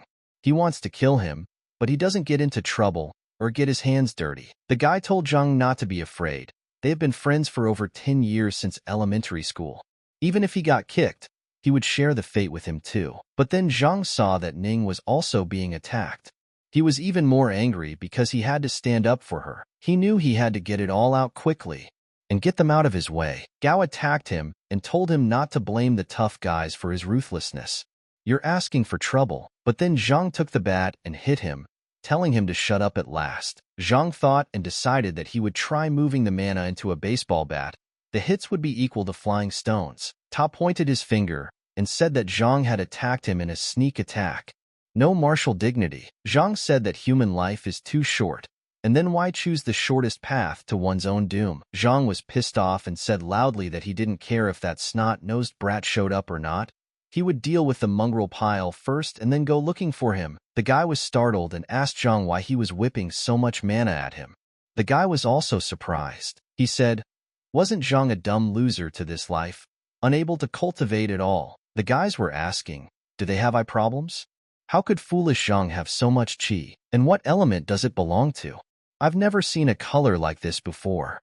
And the clock is incapable of measuring its combat power. The enemy said that no matter where he was lucky enough to get a bunch of energy from, however, garbage would forever be garbage. Attacking Zhang said, did the current villains only have the brains to make empty insults? The guy dodged the attack and said that he was one of the best freshman cultivators, and he couldn't even touch his clothes in a voto. Zhang attacked him again and asked the guy, is he sure? And then the guy was very surprised from Zhang's speed. Zhang said to the guy, his smug smile particularly charming, but it's going to go bad soon. The guys were surprised that Zhang had defeated one of the 3 martial arts club leaders, and even one with an 8th level foundation establishment stage on top of that. How did he have the strength? Ta told Zhang that he would definitely kill him today, and shouting to his boys to stop, he ordered them to go fight. But whoever breaks this scum's leg will be paid 10,000. He used his dirty tricks on Brother Tao. Zhang shouted to Zhang to be more careful. There are too many of them. Let him use the abilities of the Hall of Souls. And then Zhang gained strength and said that they could act, and the first style of artifact mastery, the unified soul Zhang. Zhang saw that his body merging with the spirit of a saint would allow him to display true omnipotence. Letting the bat fly in the air, Zhang Anchor used his magic and attacked with the second style of magic arm, the Gorek Aura. The guys didn't realize that they were going to be finished this day, and running to attack, Zhang attacked them in return with his magic. He didn't spare anyone, and with his own strength, he knocked out everyone who attacked him. Soon they were all beaten. The guys were surprised that stupid Zhang had actually won. He was attacked by 7 people and couldn't inflict a scratch. The guy said, is Zhang really a wolf in sheep's clothing? Zhang is too very cool apparently. Why did he hide his talents? Zhang said that the opponents were weak and the chi had only increased a little. It was not enough to break through the 9th level of the first stage. Zhang told Ta that he kind of ordered them to break his legs, didn't he? Ta thought for sure he was that asshole Zhang. Ta burst out and said that it was time for him to get out. There was no way Zhang could kill him today. As soon as Brother Pao is done with Ning, he'll be killed too. Zhang was enraged by this, and taking his aura he released all of his power. Ta ran away shouting for him not to do that. Zhang said, don't underestimate the fury of ordinary people who are desperately trying to survive. Ning saw this enemy's attack and was able to dodge, because with this kind of strike force, he would be able to break all the bones and the person would die on the spot. Ning said that the first chi of wind into various objects, one could accelerate them to the extreme speed of flight. The guy didn't shy away from the attack and took it on. He said that his body had gone through the training of 13 mentors. The muscles had become true steel. Let it fluff its leaves all it wants, but scratches won't stop it. And then Ning decided to use her clones, and the enemy didn't hit her. She realized that although he wasn't as fast as her, he was trying to keep up, and that takes too much mana. Sooner or later he'll run out of mana. The preceptor had said earlier that although the technique of the 13 mentors was strong, but it wasn't quite perfect either. But all Ning needs to do is find a vulnerable spot. And then she decides to take matters into her own hands and attack. The guy told Ning what he'd said before. Her pitiful flowers weren't enough to do adequate damage. And then the guy decided to attack and said that now the girl had nowhere to run. And then she said she found a vulnerable spot. At this distance, a feather flying at the speed of wind energy would definitely bring victory for her. The instructor said that if you hit the target accurately, her mana would completely run out and they would die. And then the guy asked her if she really had the guts to kill a person. And then the guy attacked and Ning was able to dodge. But the particles of the explosion grazed her body, and she fell to the ground. The boy came up to her and grabbed her by the hair. He said he was very grateful to Gao. After all, he had never tasted a female student before. And then her friend decided to attack her and yelled at the guy not to touch Ning. The guy attacked her and said, "Is she jealous? Does she want to keep Great Bao company with her?" But then Ning looked for Zhang and wondered what they had done to him. But then Zhang came flying in and attacked the guy. He kicked him right in the head. The guy slumped down, unable to keep his balance, and let go of Ning. She was very surprised to see Zhang in front of her. Zhang told her to stay out of it and take care of her arm. He'll take care of the rest. Is he all right? But more precisely, how did he get so much magical power? Ning asked, "Where's Wang Tao? Didn't his minions go to his soul?" Zhang said that there should be no trash on the academy grounds. A few times earlier, the guy was telling Zhang that here were all the people beaten up by him. Zhang said they were taking them back to the club. Ning said just don't tell him. They got such a kick out of him. Zhang said the guy did a great job. Let him keep it up. They will be done soon. Zhang asked Ning if he had bruises on her face. And then the girl said it's all that psycho's fault. She's willing to do whatever it takes. She is even willing to become his girlfriend together with Ning. Zhang said that this was not the right time to propose something like that. And then the enemy stood up and asked Zhang, did he feel like dying? Ning told Zhang to leave her and run away, because he was no match for him. And then the guy decided to attack from behind. Zhang said to Ning, the point from retreating, he'd rather end him right in front of her. Watch carefully. Zhang decided to use his magic, but Zhen told him not to. Zhang asked him what happened. Zhen said that with his current level of combat power, the duration of the common soul ability could only be 5 minutes a day. And then the guy had already attacked Zhang. Zhang said to Zhang, why did he keep silent earlier? And then a fist flew into Zhang's face. Zhen said that he forgot to mention it. And then Zhang slammed into the wall from being hit so hard. His friend was watching him and thought he had hurt his head. Is he all right? She knew it was Liu Bao who was too skillful in fighting. Smiling said, so they wouldn't panic. The situation was under control. He purposely gave in to him. Zhang said he was just afraid being more serious would turn him into a wet spot. Liu was surprised that Zhang was hit directly and survived. Ning said that if bragging was criminalized, he would definitely get 8 or 10 years in jail. Zhang asked her. She wouldn't give it back? Zhang pointed his finger at Liu and told him to hit him again. The girl said he was crazy, and she told Ning that his boyfriend's brains were blown off in the fall. Liu listened to him and attacking said, this guy only seeks death. But even then, Zhang stood still and took the attack on himself, and then asked him, is that it? And realizing that this was it, Zhang said that now it was his turn, and immediately he sealed him in the ground. Zhang said Liu doesn't have much strength. What a pity. Liu was surprised and asked what the guy had given him. He asked how his punches were able to break through such a defense in the first place. And then Zhang put up his hand and managed to resist him. Zhang said, didn't he say, and also gave permission to attack? Immediately, he launched his attack. Zhang said that having the same level of combat power and practicing a primordial skill, there was no way to defeat him. And here the guys were surprised and thought he was cool and strong. Ning asked when he had gained so much knowledge. Liu got to his feet very fierce and said that Zhang was going to die right now, and he would tear his body into pieces. Zhang's friend said for everyone to watch Liu freak out. And at that moment, Lu started to change. Ning got scared and said that Lu Bao was going to use spells. The guy asked her, "What do you mean?" The girl said that they are meant to increase one's own strength and fight to the fullest. These teachings are only passed down from master to apprentice. Ning said that a fight between immortals didn't only depend on the level of combat power. Even a very weak spell could increase his stats by several times. Lu, turning into a monster, told Zhang that he now wanted to see how he could repel his attack. Zhang's friend saw the fight and said that things were bad. The girl asked if Lu had reached the peak of his ability. Ning yelled at Zhang to run away. Zhang didn't run away and just stood still. Immediately, there was a collision and a large explosion appeared. Zhang also showed the peak of his abilities by stopping Lu. Ran himself could not believe that this was possible, and then Zhang decided to attack and used his strong grip and told him to see the absolute omnipotence. The girl was surprised and said that Zhang, using his bare hands, was able to break Lu's spell. Zhang asked Lu, was it Jie He who injured Ning? And which hand did he do it with? And then Zhang decided to break his hand and stepped on him. Soon Lu screamed in pain. Zhang asked Lu, does he still want to finish him off? Let him answer immediately. And grabbing his other hand, Zhang started to break it again. Lu started to deny and told Zhang that he was wrong.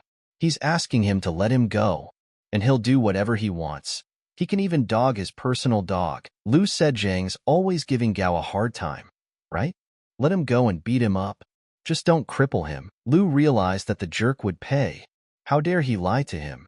Why bully others like that and set them up? Zhang gathered his strength and said that the train had already left.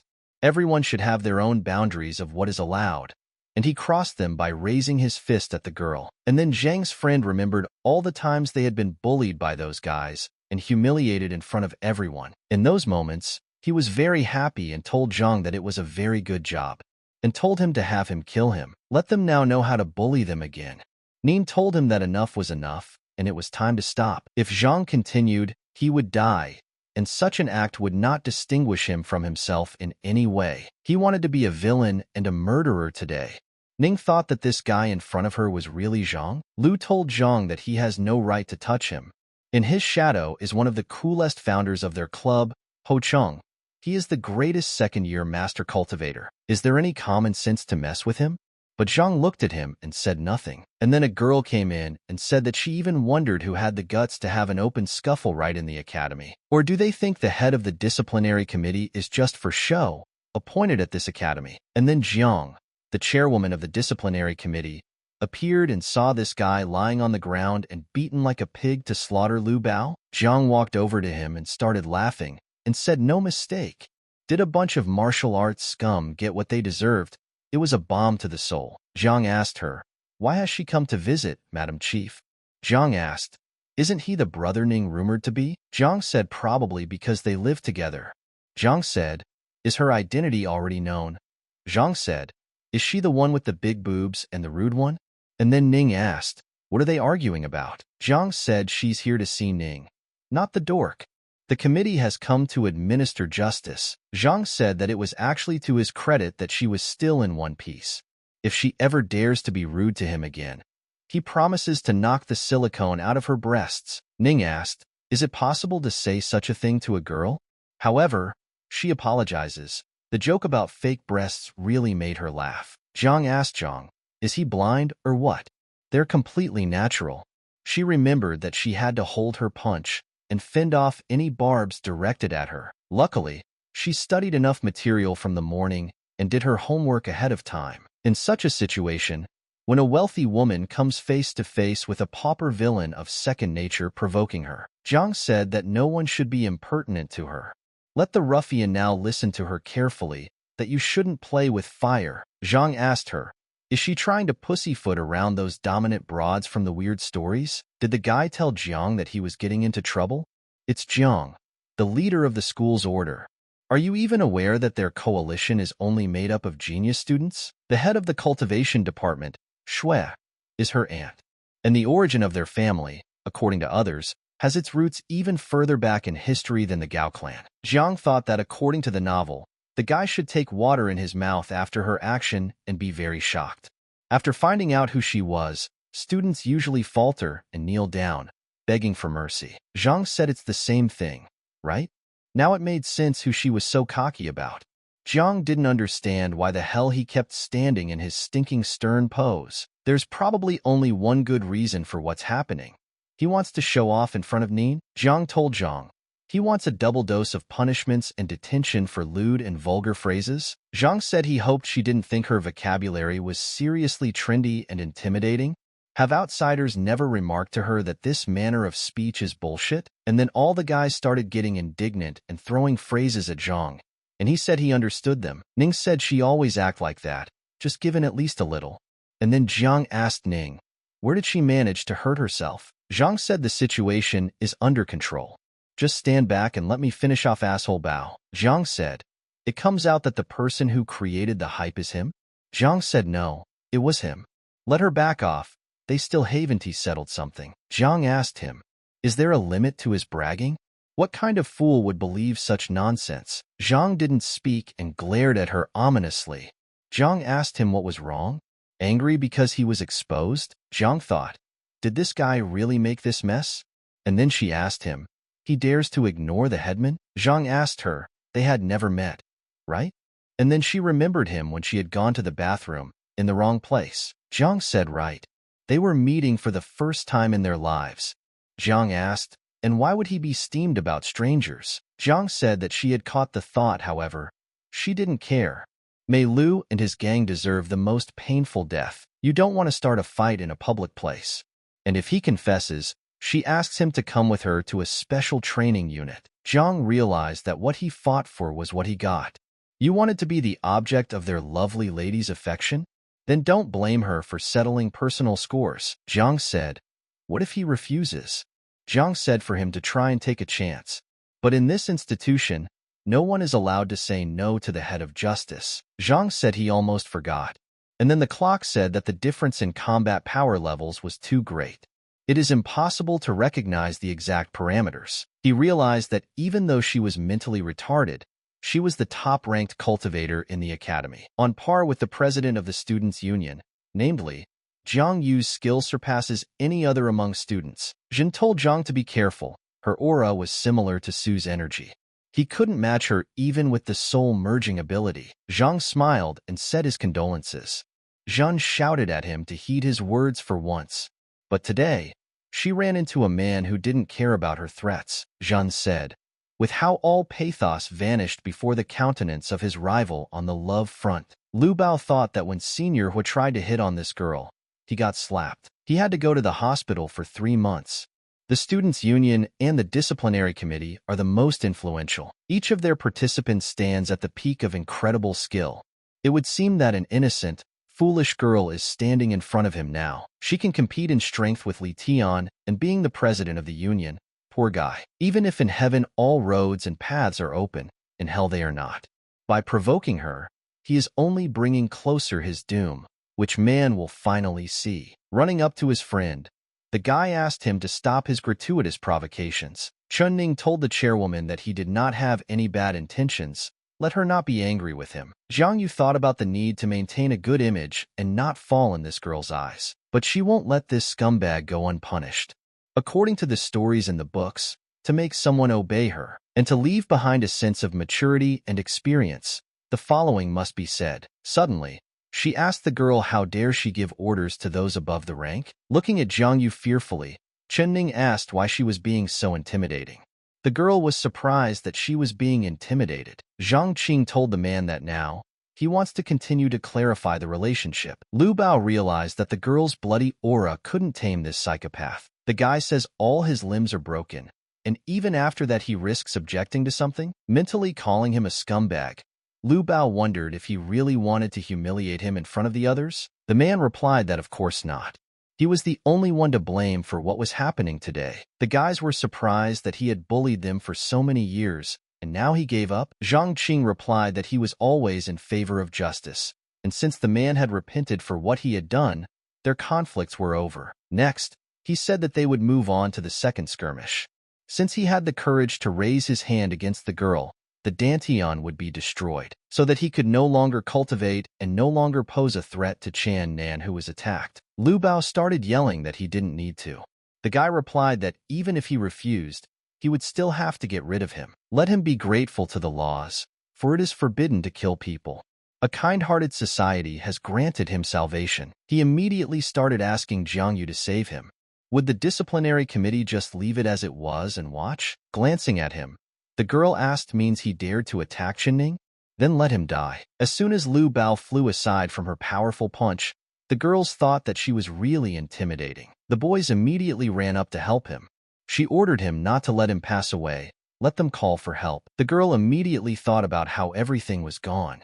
Now her image as a protective sister was shattered. Jiang Yu told the guy that this time they would part in peace, but she would keep an eye on him from now on. Grabbing Lu Bao, the guy said he needed to get to the hospital within an hour to survive. Just tell him where Gao Hao is and he's free to go.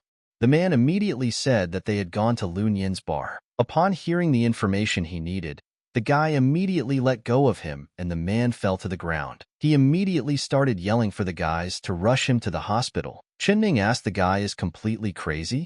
Does he even imagine what he is going to do? His family's bodyguards are much stronger than Lu Bao. So what's the point of taking the initiative to take revenge? The girl approached his friend named Lu Ji to have the guy try to talk to him. But smiling, he immediately shouted that if his friend wanted to track down that madman, they would go together. Zhang Qing asked if he was afraid of getting kicked back. The guy replied that when he beat them up, did he chicken out and run away? Suddenly responded that he even knows that you can get a kick out of arrogant words. He realized that there wasn't much left to ascend to the Qi development stage.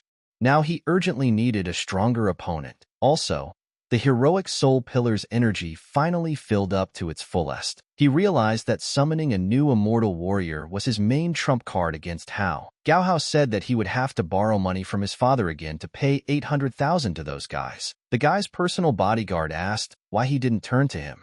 Any guard is a better choice than Lu Bao. He told the guy that although the mentors were strong, the regular students were not a threat to them. The guy replied that is correct, but the members of the Students' Union and Disciplinary Committee stands well above 15 combat effectiveness, which is almost similar to the skill set of their elite assassin.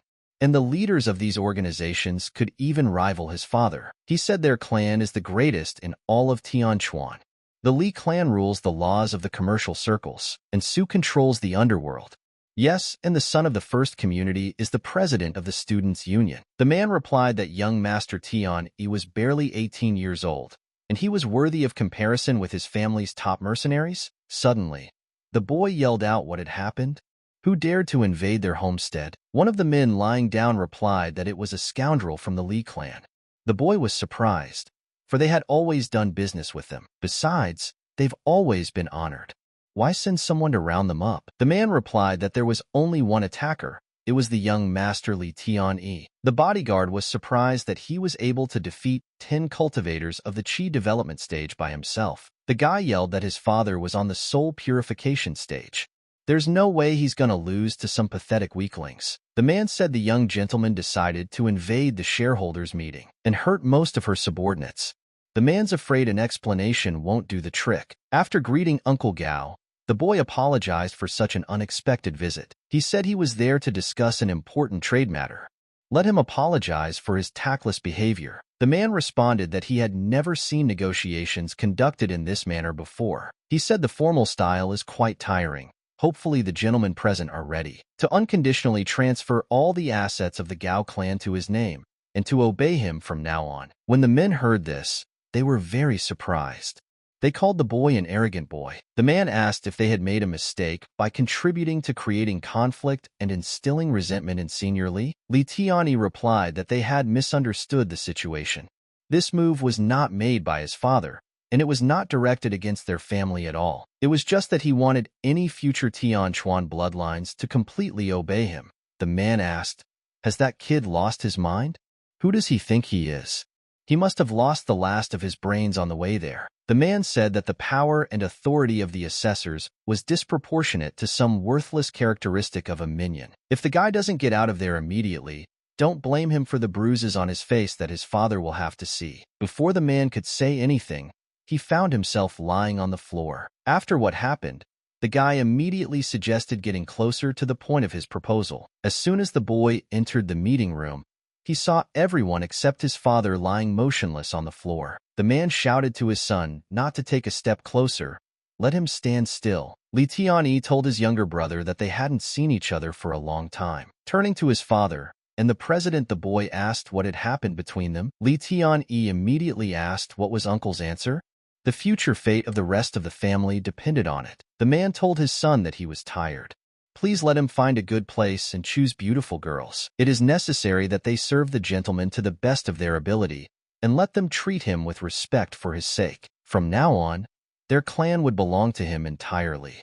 The boy said okay. Li Tianyi replied that uncle is very erudite because he made the right decision.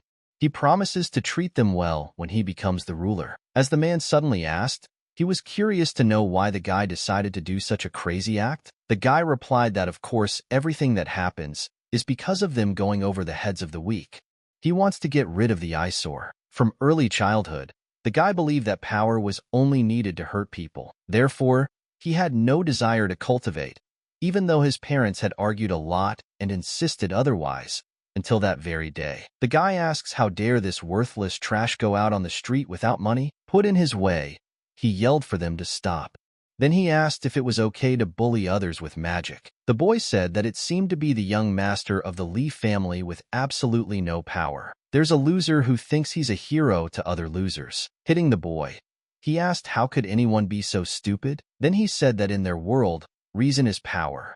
If he didn't want to become a corpse, he'd better give up the money soon. Then he was very scared. After taking the money from him, the boy said he was richer than that orphan. They made enough money. Li Tianyi surrendered in the face of might for the first time. But even so, the bullying didn't stop. They said that next time, if he didn't bring more, they'd beat him to a pulp. The boy replied that tomorrow he would try to steal more from his father and then give it back. Only let him go. Afterward, the guys said they hoped he was aware of what would happen if the promise was broken. After what happened, only one annoying thought flashed through his mind. After apologizing, the boy said that it was because of him that he had to do it. He replied that from now on they no longer knew each other. Li Tianyi was unwilling to remain a weakling like the boy that stood beside him. He yelled that he wasn't going to take any more humiliation from some assholes. From then on, his quest for unprecedented mastery began. He did it all to destroy every scumbag that stood in his way. After dealing with all of them, the guy realized that it wasn't enough. He wanted a higher level. He promised to eradicate absolutely all the powers of the world and crush his own with his foot. The guy told the president that instead the bar was already booked, and now a very beautiful female student from the academy would approach them. He said, fine, we should get going. He suggested we go to the pub and have a good time. Zhang Qing asked, does this place belong to Su Yun? Suddenly replied, has he heard of her? The Su clan controls the underworld and the black market, while the Li clan is responsible for business order. The two of them are the most powerful families in town. Eldest mistress, Su Yun, had always been very attractive and intelligent, for which she was nicknamed the femme fatale. As soon as they entered the establishment, one of the girls stumbled and fell right on top of him. Zhang Qing didn't have time to apologize before the girl immediately started yelling at him. She asked him if he hadn't been taught to watch where he was going. Why did he have to touch her in the first place? His friend started yelling that the young lady had hit him with her soccer balls, then said he was wrong. It's just 2 ping-pong balls. There's a lot more of him. Zhang Qing asked, it seems like the girl is a regular there? Does she know Gao Hao? Can she tell me where to find him? The girl asked if he was his buddy. What kind of family would the guy be from? She told me that the gentleman is now on the 3rd floor in the VIP deluxe box. If he wants, she can take him there. The lad replied that he would be sure to tell the gentleman to thank her for the clue to the path. But she and he are not friends at all. The guy is there to kill him. Hopes he doesn't retaliate against her for it. According to the girl, VIP zone for entertainment of different persons is on the 3rd floor. Entrance only by reservation in advance. One assumes that with Su Yun's character, the security there is clearly decent. His friend made his way into the crowd, then shouted to the guy that Gao Hao was there, along with Cheng Yuan. They've had a fight and are fighting. Calling the girl a nasty bitch, Gao Hao shouted that she was the reason he had slapped his face in front of the young master. As punishment, make him drain all the bottles to the bottom. Let him try his best to serve masterly. The girl asked the gentleman to let her go. It was her first time. She didn't want to do it again. He replied that since one didn't want to undress, then let her drink the alcohol. He demanded to drown the rest of the whiskey. The girl replied that she really couldn't make it. Her stomach hurt too much. If she continued, she would simply die. Looking inside, Zhang Qing saw too many bottles for a person, much less a girl. That amount of alcohol will actually be fatal. She won't even make it to the hospital. After hitting her, Gao Hao asked, so why isn't she dead yet? Why is she pretending to be an innocent sheep? Walking up to the girl, Zhang Qing asked why she didn't try to resist. The girl replied, does he even know who is in the room behind? It's the president of the Academy Students' Union. He is the son of one of the most powerful and major clans in the city. And she, a common pauper with no cultivation background, doesn't want to get himself in trouble as well as get him taught by pissing guys off even more. Otherwise, he'll be humiliated soon enough. Zhang Qing replied that this was why he hated people. Some of them look down on the weak, and they don't even try to resist. It is foolish to think that life will be better if you give up your own dignity and pride for a while, because there are many like her among the masses. Because of their unwillingness to rise from their knees, a terrible disaster is coming. Jin wondered if that meant the boy had unfriended demons for real. Seeing him, Gao Hao asked what was he doing there? Wasn't he supposed to be finished off by Lu Bao? The guy said he would show her a different way to live, but don't get the wrong idea. This act is not about helping anyone. It was only for the fact that he was pestered by that bastard. Gao Hao immediately asked what the hell. The guy thought about the fact that he's at the 5th level of the foundation creation stage and belongs to the elite among the immortals of the school. Why would he be afraid of him? Gao Hao shouted at the guy that he would stop talking nonsense. He was going to kick his ass. Grabbing him by the arm, the guy said let him give back everything they took. Little by little, one step at a time. All the money, along with interest, absolutely every single thing stolen will be given back. Looking at the girl, he said that after what had happened today, she would at any rate become an abomination in the eyes of others. Seeing the two bodyguards protecting their master, the guy asked how dare they get in his way? They replied that Senior Master had ordered to destroy anyone who would harm Mr. Gao. Zhun ordered him to be careful. After all, one of them was a practitioner of threshold chi development. Turning to Miss Su, the girl said that it looked like someone had decided to disciple the mess. She asked if that young master was doing something illegal, and by a stroke of fate, they met in her own tavern. Su Han told the hostess that he seems to have a conflict with the son of the Gao family. Fu Wen added that he hated their clan. The man asked didn't his father warn him not to cross the Li and Su family? The girl asked if the mistress wished to intervene. His bodyguards have experience in combat. She's afraid the student can't handle them. She asked do they really think that Alchemist San is some uptight schoolboy? Jin said that we need to find a way to avoid a collision.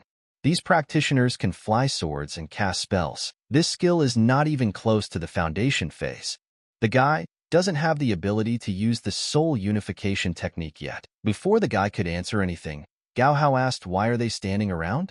Let them kill that puppy. Jin asked the guy to be careful. He has a spiritual weapon on his hands. It doubles the power. As soon as the second bodyguard started to approach from behind, Chen Yuan shouted for the guy to be careful. Fu Wen asked permission from Madame to intervene. The given techniques were feared even by the deities. In addition, they also have artifacts for self-defense. Few people could handle chi stage cultivators. The girl replied that no, let them take a closer look. The sorcerer's aura changed. Zhang Qing shouted that word hall of showers. Time froze and that very space opened up in front of the guy. He began to say that victimized by the greed and emotions of the world, may the greatest with the same feelings heed his call and come to his aid. He was originally a Taoist of Wudangshan Mountain, but he met a man in Yangqing. And what good is it if he has no equal in the world? Even so, she never looked in his direction. She liked the pathetic mortal very much. For a full 50 years by the shores of the lake, he watched them grow old, love, hate each other, and die. Then, he was finally able to distract himself from his attachment. Able to comprehend the secrets of higher beginnings, he would attain immortality. If future generations mastered his knowledge and techniques, it would become anecdotal. The guy saw that inside were the memories of Zhang Sant, the founder of the school, who had spent his entire life trying to understand the power of yin-yang. Jin said that the ghost had not come now, however. The teachings of the past had arisen. Guy replied that going out, the Hall of Souls calls not only to the departed masters, but to anything ever recorded in mythology. By absorbing the insight of a celestial, he will learn the highest level of mastery of these enchantments, and without exaltation. The guy shouted out the superior style of Mount Wudong, the might of Yin Yang. After acquiring his new celestial skills, Zhang Qing easily defeated the two powerful bodyguards of the Gao family. Su Han said one slap, a fist punch, and the fight was over. Such a spell equal to 9 points of combat power. Madame said it was a unique technique from the ancient Wudong school called Yin Yang Tai Chi. She didn't understand how he had managed to learn an incredibly complex style at such a young age. Jin said it was a very interesting enchantment. Apparently, there are also geniuses among his descendants of the Taoist teachings. Everyone sensed a rather sinister aura.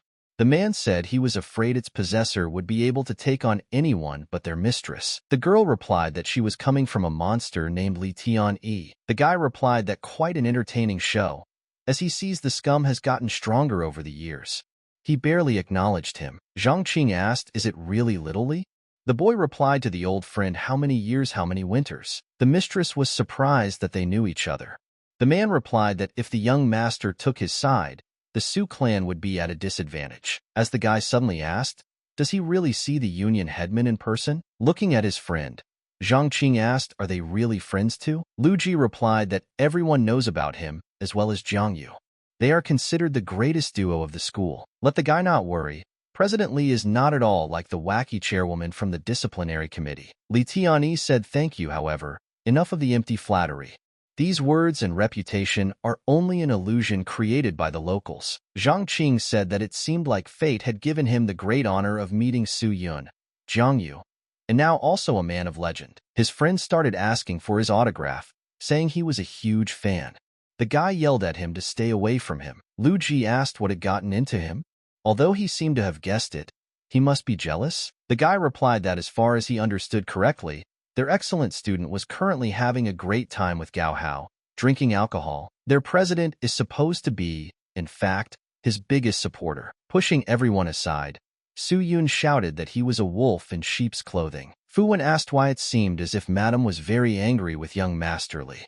She replied that they had always been sworn enemies. Moreover, he had tried to win his heart several times, but had gotten a sharp turn away. The rejected Casanova went mad and decided to retaliate by pushing the landlady's 6-year-old brother off the roof. Li Tianyi replied that the era group of the Gao clan belongs to his clan. Naturally, they have a good relationship. He never thought that a former loser would suddenly become immortal, and he'd be the best first year. The guy replied that he didn't need to be so polite. There are many outstanding experts in the students' union. So how can he dream of getting into the first places? He said he never intended to be courteous to anyone. He just always appreciated other people's talents and their longtime buddies. He suggested a compromise. It was guaranteed that the Gao clan would not lay a finger on him. Zhang Qing asked if he didn't agree. Li Tianyi replied that then he would die today.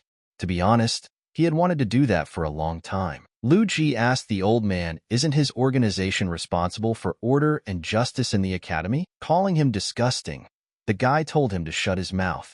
His tongue is painfully long, and he only talks nonsense. The boy wondered if he had never really let go of his own unbearable past.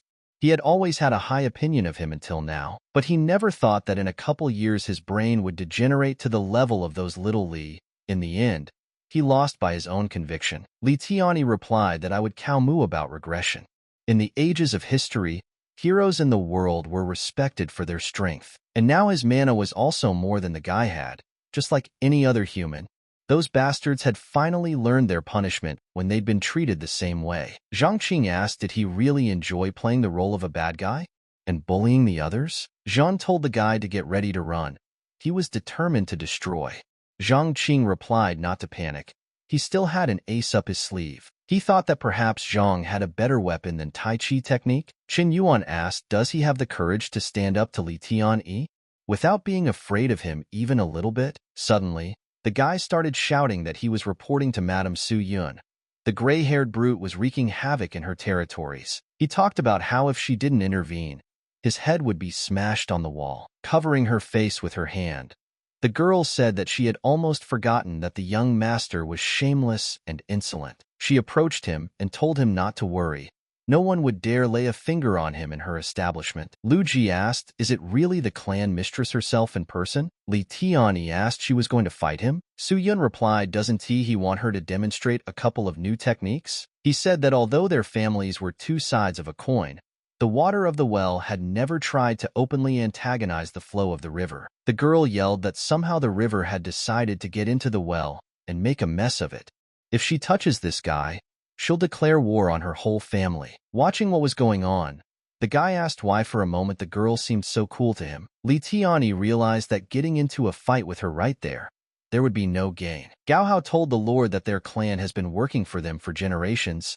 He can't just turn his back on them. He replied that since the mistress was asking for it, of course she would give in. He looked at the boy and said that he would be very sorry, namely for disobeying his advice and beating up the elite guards of the Gao family. Experienced mercenary warriors will still get him out from under the ground. Zhang Qing shouted that let him take it then and come over. Su Han asked, did he decide to show off? Fu Wen replied that the young sorcerer originally did not have an ounce of tact and conscience. Let him forget it. Li Tianyi replied that he was sorry for him, because the guy never learned to appreciate the last chances that could save a life. Zhang Qing replied that he too, only to find that the guy had become the one he hated the most in the world. As soon as he disappeared, the guys started shouting that this was the first time they had met someone who had managed to piss off Li Tianyi so much. Qin Yuan couldn't understand what was going on. How could this idiot be so powerful? Why is eldest Mistress Su on his side? The girl asked what he would do with Gao Hao. The guy replied that it was obvious that if he owed someone, he had to pay back 100-fold, and if he owed him, 1,000-fold payment wouldn't be enough. When the first payment came due, he told Lu Bao to kill him. How will he pay him back? The guy replied that he could ask for anything. Zhang Qing said that another member of the Li family was also there, and his level was not inferior to his father's. Falling to his knees, he began to beg the guy not to kill him. Please let him be spared. If he let him live, he would give him anything he asked for. Zhang Qing replied that to be honest, he didn't like killing, because it was a violation of the law. The boy repeated that killing people is not good. Promised I'd stay as far away from him as possible. I wondered how I hadn't noticed he wasn't such an asshole before. The guy said he'd have to give it back anyway. Let him tell me what's so wrong with him. What's so valuable about him and his life? He asked Brother Zhang to just listen, told him that his family had a high position, he would be useful to him. The guy replied that he'd noticed their spirit weapons were pretty good. He said that he had reached the 9th level, but hadn't gotten any decent equipment. Gao Hao replied that if he could just say which item he liked, he would bring it. Even if the price is in the millions, life is still more precious. Zhang Qing replied that he didn't need them. He said that he had heard that the Li family were artisans who wielded great spiritual weapons. They joined a family of the richest men and gave them their knowledge in exchange for their loyalty. One of them is his father. The guy's sure he loves him very much. His self-defense item is his gift. Gao Hao started yelling that it was a family heirloom. Zhang Qing replied that then he would choose his life. Suddenly, the guy asked didn't he say that he would get him a weapon? How can he retract what he said? Let him calm down. Murder is illegal. He held out a sword to him, which went from small to large in an instant. Su Yun said that it was a third-class weapon that could change size. Even her family doesn't have such a treasure. Jin revealed that this item was made of 1,000-year-old mysterious gold that could pierce through physical defenses. Gao Hao asked if he could leave now. The guy replied that no, the first payment had come, he should continue. He told him to get his wallet ready. Gao immediately asked how much he wanted. Zhang Qing replied that he had extorted money from him and Ziming before, plus the fee for the potion, as well as for moral and physical damages, thinks at least 8,000. Gao Hao replied that they could agree on 10. Zhang Qing replied that he had said that all debts must be repaid in thousands of times. That would be at least 10 million in cash. Su Yun said that something told her, this guy better not put his finger in his mouth. The guy tells his friend that it's a brilliant idea to make an alliance with the Su family in order to deal with them. He eclipsed both President Li and Chairman Jiang. He has a new fan among his fans. After which he asked why, by the way, his spiritual weapon was floating by itself. Zhang Qing replied that it was apparently because of the handle. He wondered if it could pierce through a low-level demon's defense. Jin replied that the material used to make the sword was extremely rare. To forge something like this, The help of an unclean person would not be enough. The guy said you couldn't find a stronger gun in the city. The man replied that he would try to put magic runes on him. Then he shouted absolute annihilation. Jin said that now, anything his blade touched would be destroyed. The guy didn't answer that he almost forgot that he was an alchemist. Looking at the sword, he said that the seals were truly intimidating. With enough mana, it could really cut down an entire clan in one fell swoop. The man replied that he didn't want to brag, but in this art, besides Buddha and Yun Zhong to them, there is no one to handle. Looking at his friend, the guy asked who he was talking to. Jin said he was curious. The early man had taken money from the girl, and now also from him. Can people who strive for perfection be stingy? The guy replied that he just doesn't fully understand yet. The new society is fixated on resources. Even medicinal herbs have to be purchased with money. Jin asked, does he really plan to spend his savings on them in elixirs? He wants to buy a luxury villa and a car. Jin said that even though he is not human, the guy never ceases to amaze. Zhang Qing decided to explain. He had absorbed almost all the spiritual energy within a 100-mile radius and only obtained a 9th level of development. To break through to the chi purification stage, you need more emotions and layers. The place should be a source of spiritual energy. Jin replied that it turns out he was being unfair to the guy. That huge house has a magical aura, he thought. The guy replied that yes, it is, which they are using for their own gain. He was accurately picturing how the master would be making laps around the school on a shaken wheelbarrow, holding Chan Ning by the hip. Looking at him, the boy asked why he was suddenly silent.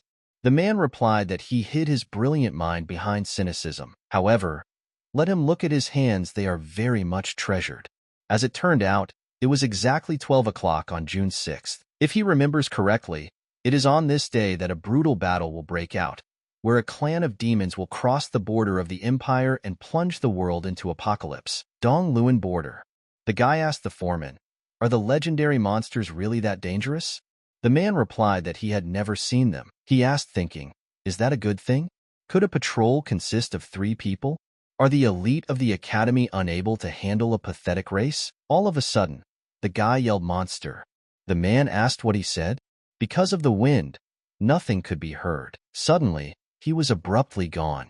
A huge and sinister monster appeared in front of them. Attempting to confront him, the petty officer was also killed. As it turned out, there were a huge number of them. With myself watching, the guy realized he couldn't make it. Realized he had to run. He fell straight into the snow. The entire sentinel squad was killed, for there were 12 monsters. Raising their hands to the sky, they began to shout for the gods of perfect formation to appear. Suddenly, the entire sentinel squad began to rise to their feet.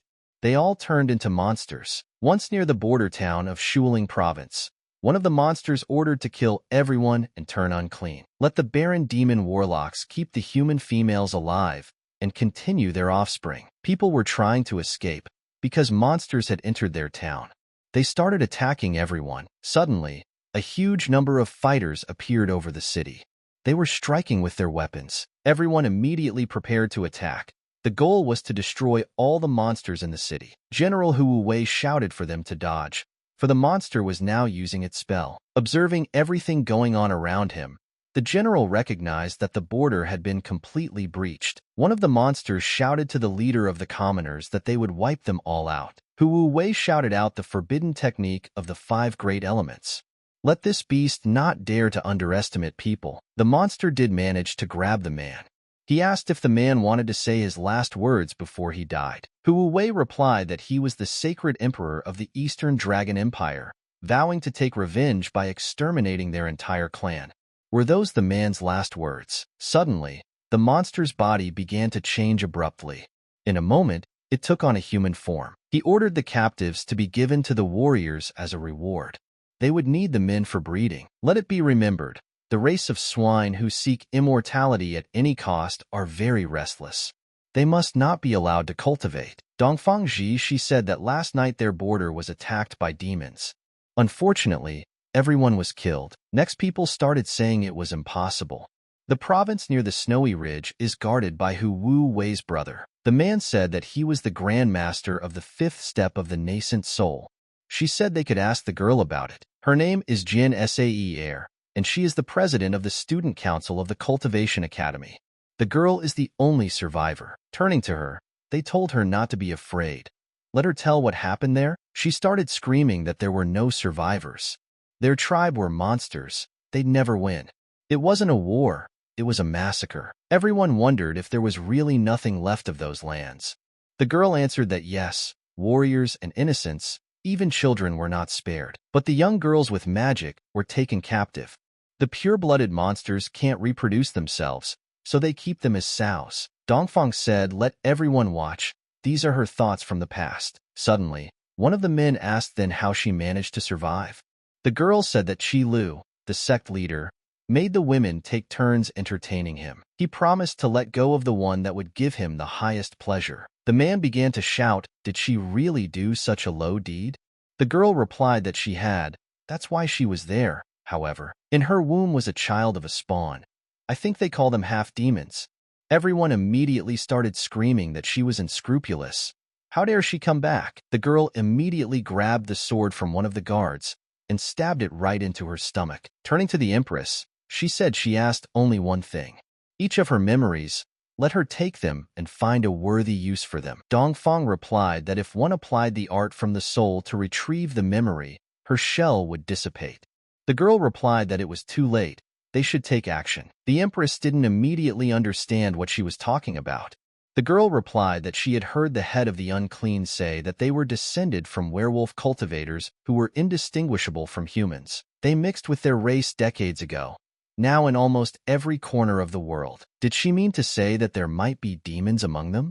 The girl answered that yes, one had already infiltrated. They seemed to be looking for something. Dongfang, what is surely the Emperor's sacred artifact, the Xian Yuan sword. Jin Xiong revealed that a few days ago, her inner Hongdong was supposed to change. The time had come. Dongfang realized that now the capital of the great empire family was safe. But this was the fatherland's last attempt to defend itself. People realized that if Xian Yuan fell to the Wu clan, they would be finished. She realized that they wanted to eradicate humanity with their power. The girl replied that death doesn't scare her. She is afraid that people won't know about the founder of the Wu clan, that no one would hear the stories of how people fought to their last breath to defend their empire. She wondered, what if no one appreciated their dedication? In her empire, no cultivator had ever chickened out. As soon as the girl finished speaking, her breathless body fell to the floor. One of those present said that he remembered the Empress's uncle, one of the 9 oldest Qianlong Pavilion. He seems to be living in seclusion and searching for the very sword.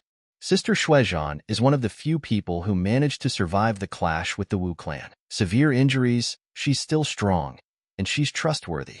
The girl said we'd have to go to her for help then. The guy yelled secret technique, invisible eye.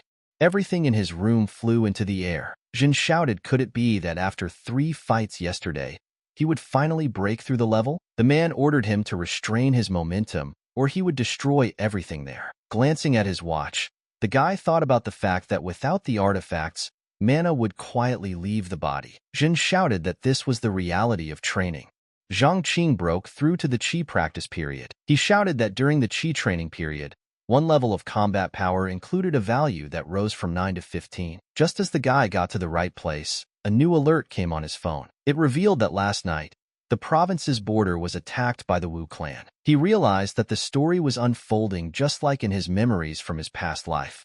In as little as a month, the demons would attack the Palace of Perfection. From one office, the guy heard someone talking about yesterday's battle, which was incredible. It was Lu Ji. He said that the people from the ancient martial arts club were pathetic insects compared to Zhang Qing. One of the guys yelled out that usually those flowers look down on them.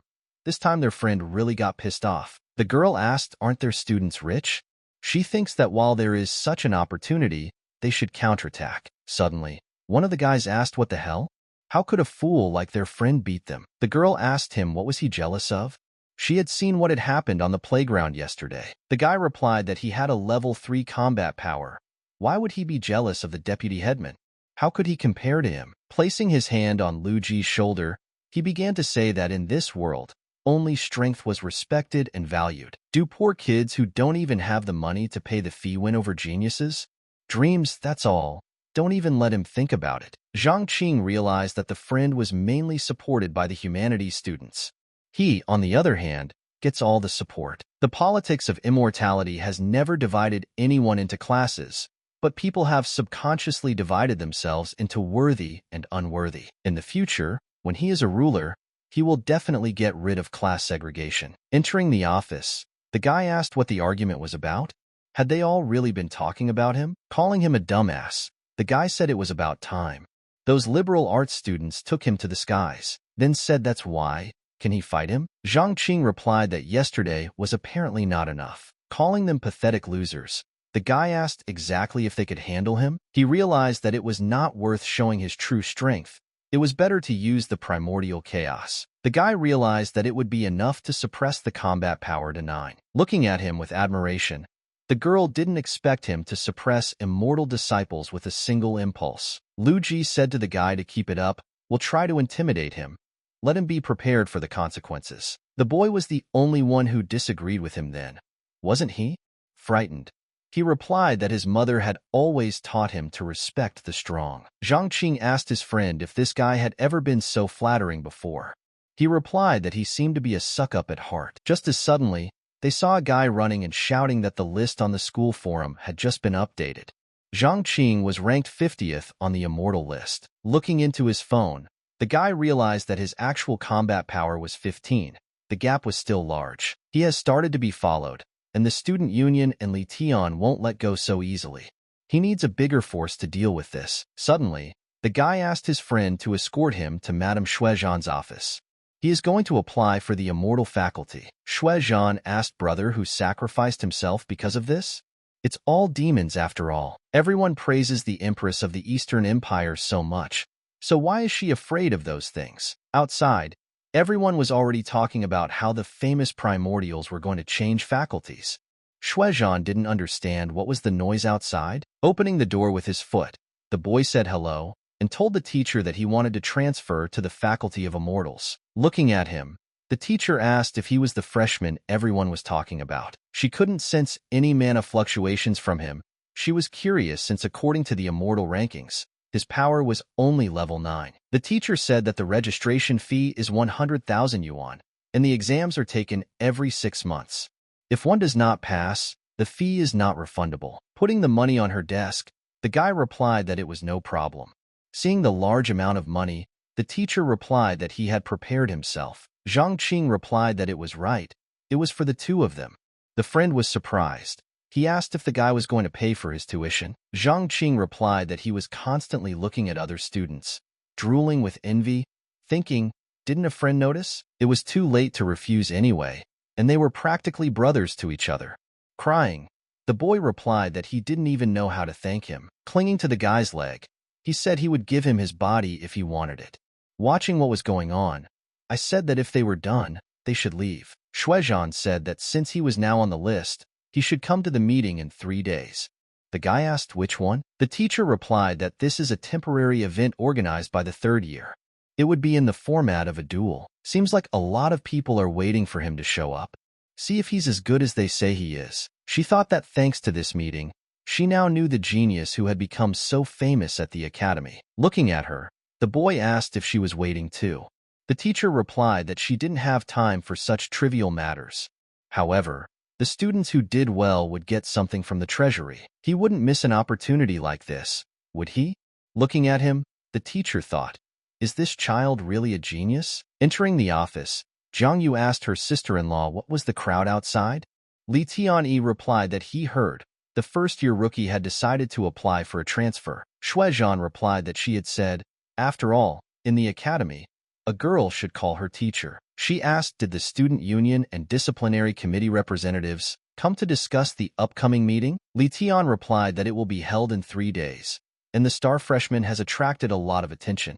By the way, his council members would also be there. Zhang Yu replied that he seemed like a mature guy, but he was talking nonsense, so he should leave. Pointing a finger at him, the girl said that when the time comes, let him get in the ring with her.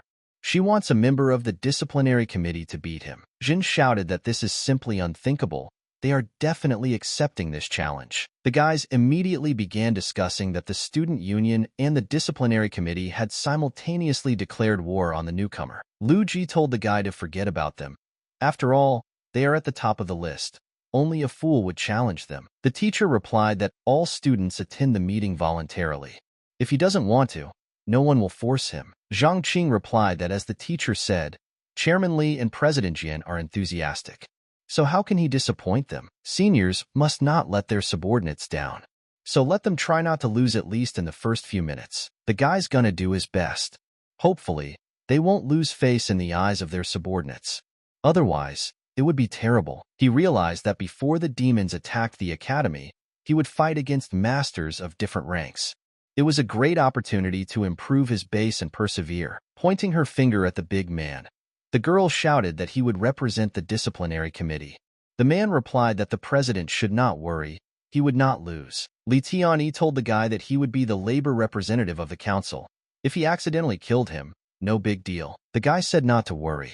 He, the deputy representative, would deal with him in a heartbeat. The girl asked if he even knew what the student council and disciplinary committee were.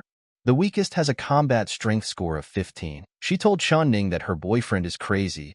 Please let her please change his mind. Moving closer to him, the girl said that since the gauntlet had been thrown, we should fight back. The guy replied that he thought she would scold him. Chunning replied that she couldn't change his decision. The girl asked him not to give in to them. Let him show the true strength of a rookie king. Zhang Qing replied that she would see it with her own eyes. Jin told the guy that he has been sitting there alone for a long time. Why doesn't he go home? The guy replied that most of his opponents are stronger than the master. With chi energy, he will be able to release mana and use it to attack. He is stronger in close combat. This ability can be useless. Jin asked if the guy wanted. Would he practice a spell with him? Zhang Qing replied that he had 3 more days to learn at least a few basic ones. The man replied that time was short. It would take at least a week to learn and successfully use even the simplest of spells. The guy replied that it didn't matter. He must have guessed that Zhang Qing had experienced reincarnation, even though it is a little different from the usual. Jin asked the guy is sure of that. He replied that the memories of his past life held the experience of learning countless spells under his careful guidance. If he practiced, he would master at least some amount of them. Jin replied that time was running out, so it was time to get started. After practicing hard, the guy still succeeded. The effect was short-lived. Jin asked the guy what was mocking him. Taking to the air once more, the boy asked, wondering if he was looking down on him. Just when he thought he had finally succeeded, he immediately collapsed to the ground with great speed. Jin asked how long it took the guy to master the technique in his past life. Zhang replied that it was about 3 to 5 months. The man replied that he had had countless students throughout his life, but his case was something with something. He asked the guy to go home. Enough for today. Better let him sleep for the remaining 2 days. Even that would do more good. As soon as the teacher turned away from him, the guy immediately began to try out the fire technique again, the raging flame technique. The man realized that accuracy was suffering, but this time the flames definitely held on a second longer. Jin Yuan told him that was enough. Let him listen. The essence of the art of fire is quite different. Lying on the ground, the guy said he had 3 more hours. The meeting would start soon. The teacher replied that he knew he was a smart kid, but he didn't expect such persistence. He told the teacher that if he happened to win, he would invite Chun Ning to meet the sunrise on the beach with him. Zhang Qing said that he had never wanted to capture good moments so badly. But there are moments that are worth a lifetime. Then the guy stood up and told the teacher it was time to go out with them.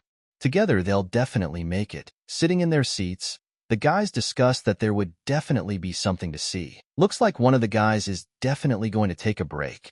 They saw that the great devil was there too. The teacher said that the strongest of the first class, Wang Tao, challenged Ma Tian of the second class.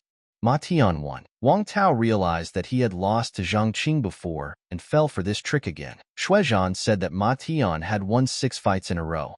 Does the kid really want to transfer? Showing everyone the middle finger, the guy yelled for the newbies to remember the lesson he had taught them today. The guys were discussing about whether any of the freshmen would dare to come out. Didn't he mention Zhang Qing earlier? The girl was indignant because he was unwilling to listen to her before, and today he didn't even show up. Chun Ning asked if the 2 of them had tried their best to dissuade him. Qin Yuan asked why would he come? The opponent has 15 combat power. The guy is unlikely to be able to handle it. Looking at her, the girl said she had just called him by his first name. She remembered only calling him dumbass before. Li Tianyi said that Zhang Qing is the same as when he was a kid. Is he still running away? Zhang Yu said it's strange that anyone is interested in him at all. Turns out he's a real asshole. Suddenly, one of the guys yelled for everyone to look up. There they saw the newcomer. Zhang Qing shouted that he would get a 10 today. A friend shouted that they should not look down on the freshman. The guys were happy that he had really come. Everyone immediately started shouting at him that he was the king of the pledges. Zhang Yu asked, what kind of nonsense is this? What the hell is it anyway? The teacher said that since he can fly in the wind, it means that this guy has already started learning Qi. Everyone realized that his combat power score had reached 15. Why was everyone around him talking about 9 then? The guys started yelling that let the pathetic freshmen learn what it means to disrespect their elders. After bowing, Zhang Qing said that he represented all the freshmen. The guy is challenging the old man. Ma Tian asked, does he really think that with the same combat power index, he would be able to fight him? Without thinking long, the guy replied that he could easily win in just 3 strikes. Ma Tian shouted that he would make an exception today because the difference in combat power between the seniors and juniors was too great. Chen Yuan said that Zhang Qing had made the guy really angry. He immediately launched a powerful attack. It's his signature spell of rushing water. Since the freshman decided to take a swing at them, let them dream. With his first strike of the secret technique, the guy was able to repel his blow. Ma Tian was surprised, for he had smashed his attack with his bare hands. Teacher said that's right. The guy is using Tai Chi. Zhang Yu asked if that was possible. She talked about their academy being unique. So why was he identified as an ordinary student? The second strike was the force of the wind. Ma Tian used the water technique. Thanks to his superior skills, the guy easily overcomes the second attack as well. Watching what was happening, the guy couldn't understand how this happened. Zhang Qing said that it was time for the third and final strike. After making the attack, the guy flew towards the grandstand where the others were sitting. The elders sat silently, for they realized that they had been defeated by a first-year novice. With a slight exhale, the girl said he was fine. Their friends started yelling loudly that she told them he would win. The guy was able to beat the toughest sophomore. Chen Yuan was surprised. This guy was able to defeat Ma Tian with only 3 techniques. Li Tianyi said there's definitely something wrong with this guy. Thinks he's equivalent to a student with a fighting power of 30. Turning to her sister-in-law, the girl asked her if she had seen it too, right? Shuezhan replied that the manatee guy was stronger than them combined. Any techniques performed by him would be several times more effective than theirs. Zhang Yu practiced the mind method of the Qianggong city sect. There should be no mana purer than her in the world at all. Jin, that force cultivated by chaos, is the disorderly source of all magic. Could its reflective power be the same as normal spells? Shuezhan said that since no one else from the sophomores dared to challenge, the next fight would be with a third-year representative. Turning to Zhang San, Zhang Yu asked the guy to teach him a good lesson. The teacher replied that there was already a first challenger. The guy could abstain or accept the challenge. Looking at the guy, Zhang San of the disciplinary committee members asked, is he the one Zhang Qing? The guy replied that no, he is not Zhang Qing. Let them just call him Daddy. Teacher asked Zhang Qing's disciple to please answer. Does he accept his challenge? Chen Yuan asked Chen Ning to persuade her boyfriend to give up. They say Zhang San has a terrible temper. The girl started shouting to him that he had already defeated Ma Tian. That was enough. The guy had already avenged all the freshmen. The guys started shouting, why doesn't someone else from the disciplinary committee fight?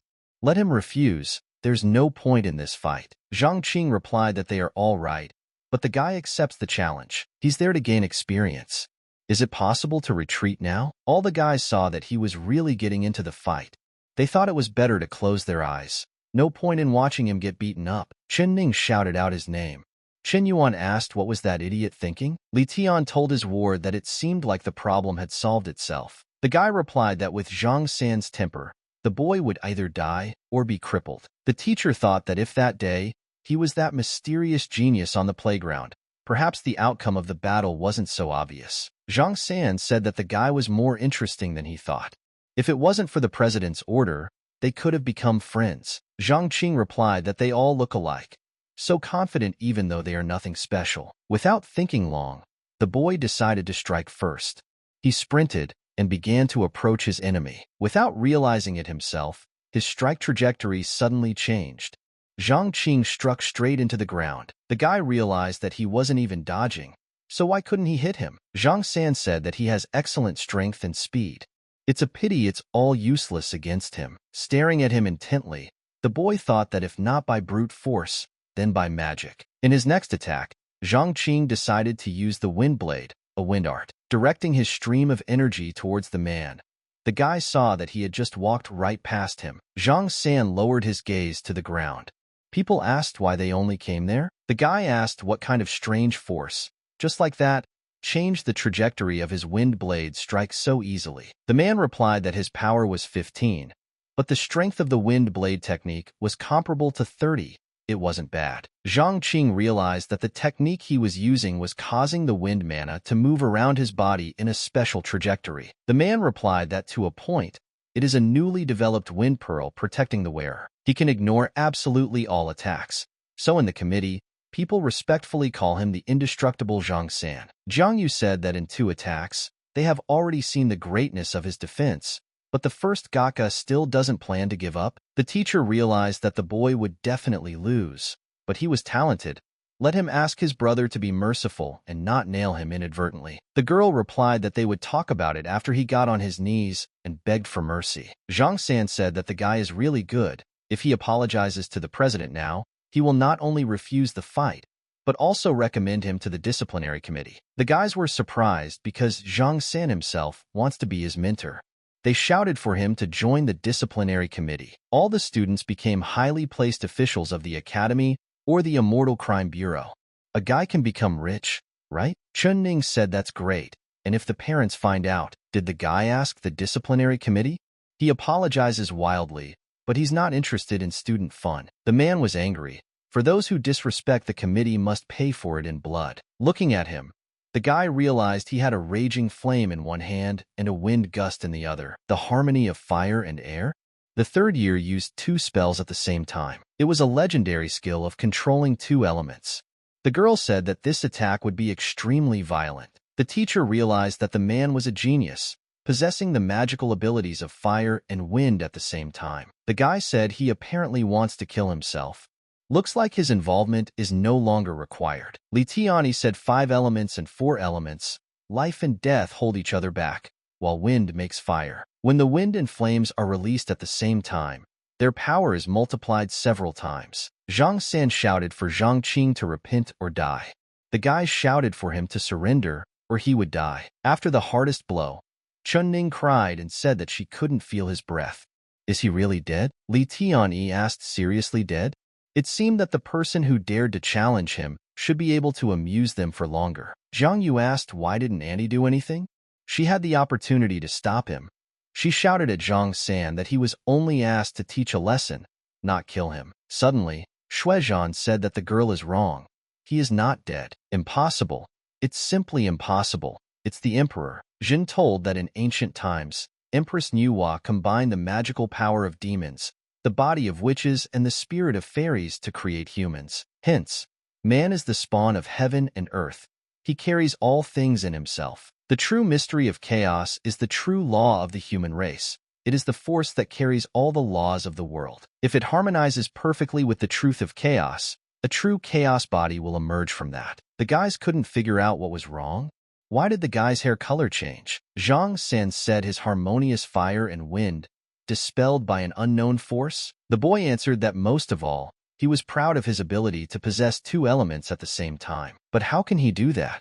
Now the guy is all 9. Jiang Yu shouted that other than the emperor's cousin, there was only one person in the world controlling any kind of mana. The teacher replied that was correct, the true chaos body that the emperor had yet to master. However, the technique has always only belonged to the ruling family. So where did the guy get to learn it? Zhang Qing said the union of wind and flame. He is not alone like this. Moreover, spells cast in this form are much stronger than ordinary ones. Zhang San ordered his pearl to protect him, for there were attacks coming from all sides. Once behind him, Zhang Qing easily smashed his pearl. Pointing less in the man's direction, the guy told him to surrender or die. Watching what was happening, the teacher thought it was him, the man who had been on the playground that day. An incomparable genius, perfectly matching the true chaos that could inherit the power of the next generation of emperors. Zhang San said that he was giving up. Zhang Qing won. The guys were surprised that the freshman Snow defeated a member of the disciplinary committee. Chen Ning couldn't understand when he had time to become so strong. Lu Ji, that man lost. So the boss will raise his rank in the immortal ranking. The first-year man has made it to the top 20. Looking at the president, Zhang San apologized and said that he was useless. The girl replied that he may not blame himself. They underestimated him. Everyone can both win and fail. Li Tian told Chaolan that guy is participating in the next fight. Let everyone see how huge the gulf between the disciplinary committee and them is. Suddenly, the guy's body trembled. He fell on his knee. Zhang Qing said that it took much more strength than expected. Jin said that after the last battle, his mana had obviously increased. A little more, and he would reach a combat strength of 20. Shuezhan walked over to the guy and said that his strength was running out. Continuing to fight would no longer work. She thinks it's better to stop there. This guy's true chaos body is still immature. His limit is 3 minutes. He asked the teacher wants the guy to surrender. Shuezhan said that the last challenger Chaolan, his combat power reaches 50 units. A swordsman whose skills surpassed Zhang San's ability.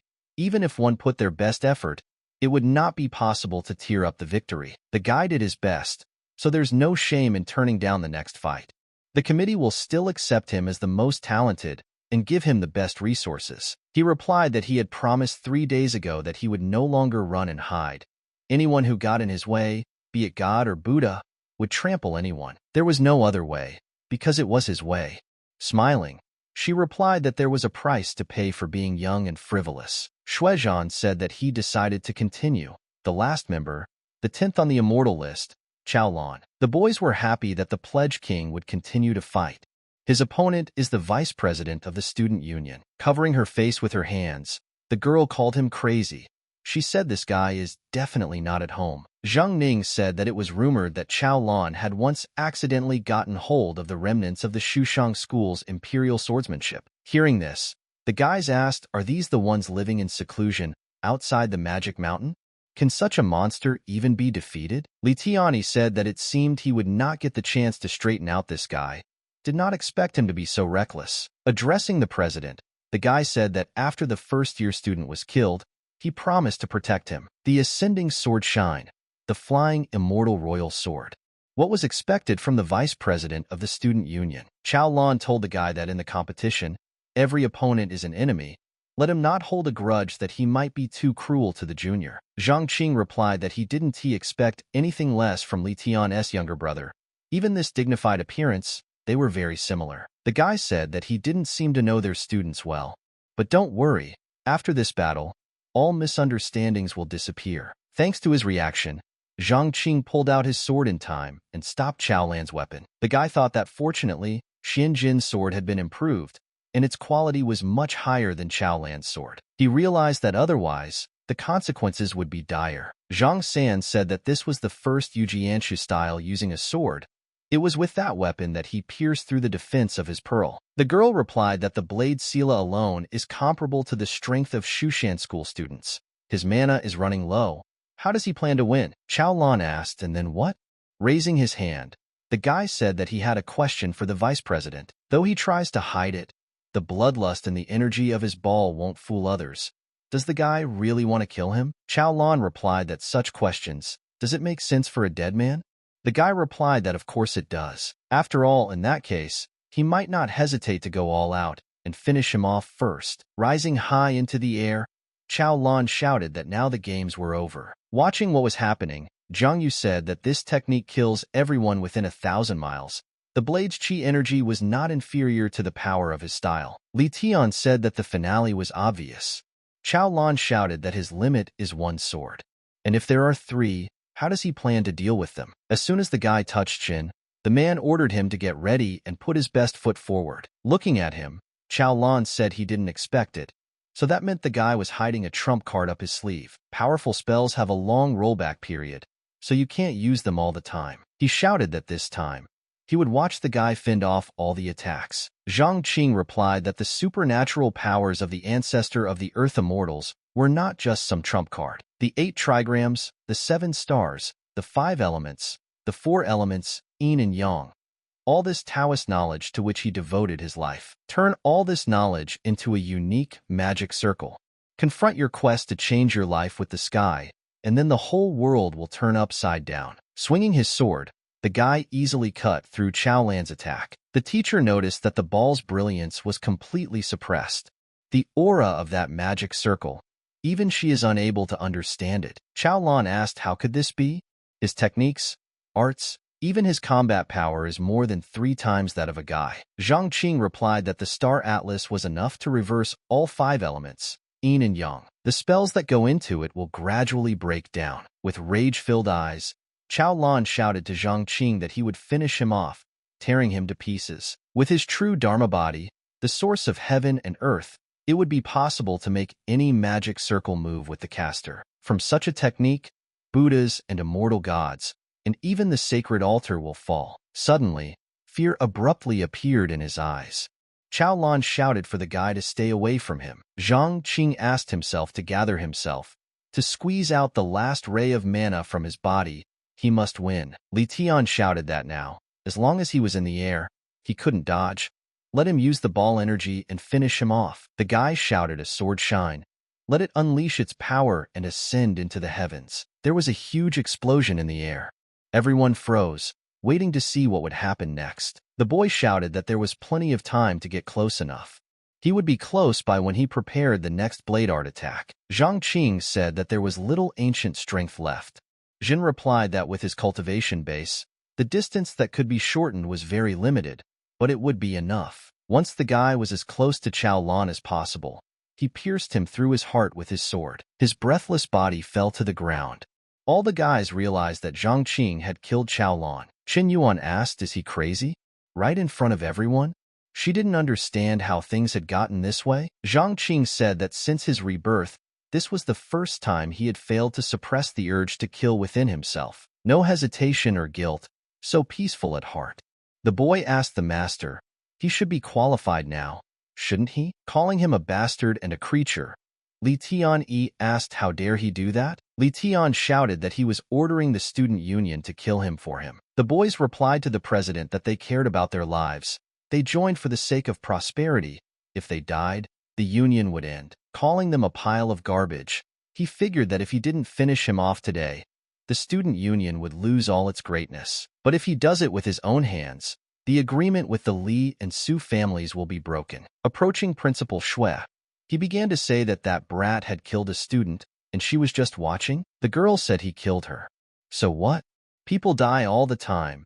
There's nothing you can do about it. Zhang Yu intervened and said that he wanted to kill the freshman. Everyone present witnessed it. According to heavenly laws, this is justified self-defense. Turning to the gentleman, he asked the man also felt that way, that the members of the student union deserved to die. The man replied that in this matter, Director Shui had the final say, and he, as the heir to the Li family, shouldn't be too bloodthirsty.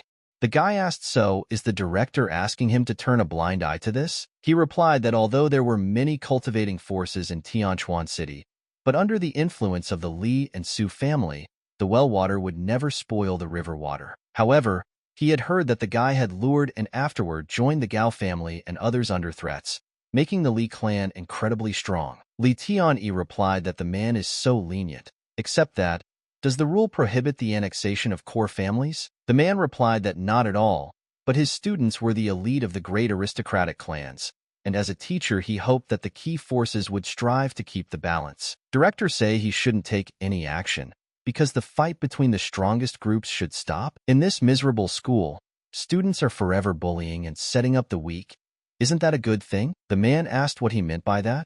The days of being bullied were horrible. They were like hell, something he would never want to go through again. For him, it is 1,000, even 10,000 times more frightening than the disturbance of the balance of power. The guy doesn't care about his situation. He just wants to trample everyone in his path, make everyone shake with fear and submit. And no one can stop him. The man replied that there is no right or wrong decision there. Since he wishes to do so, he will no longer give him advice. Turning to her aunt, the girl asked, is this the cliched villain from the novels? Should she really kill him? Li Tian replied that so-and-so would save the face of the 2 teachers today and let the guy go. But he would also ask them not to instruct him in the future. The principal asked if there were any more people who wanted to fight.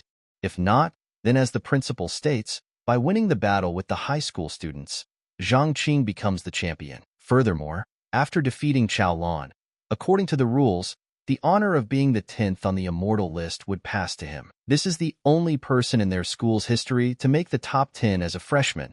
At this point, a new hero was born. He asked all the students to stand up, for they would all be witnessing a historic moment together. The guy thought being the center of attention was what it felt like. The moment he had dreamed of in a past life turned out to be this. Jin said that just in the past battle, the guy seemed to have made a breakthrough.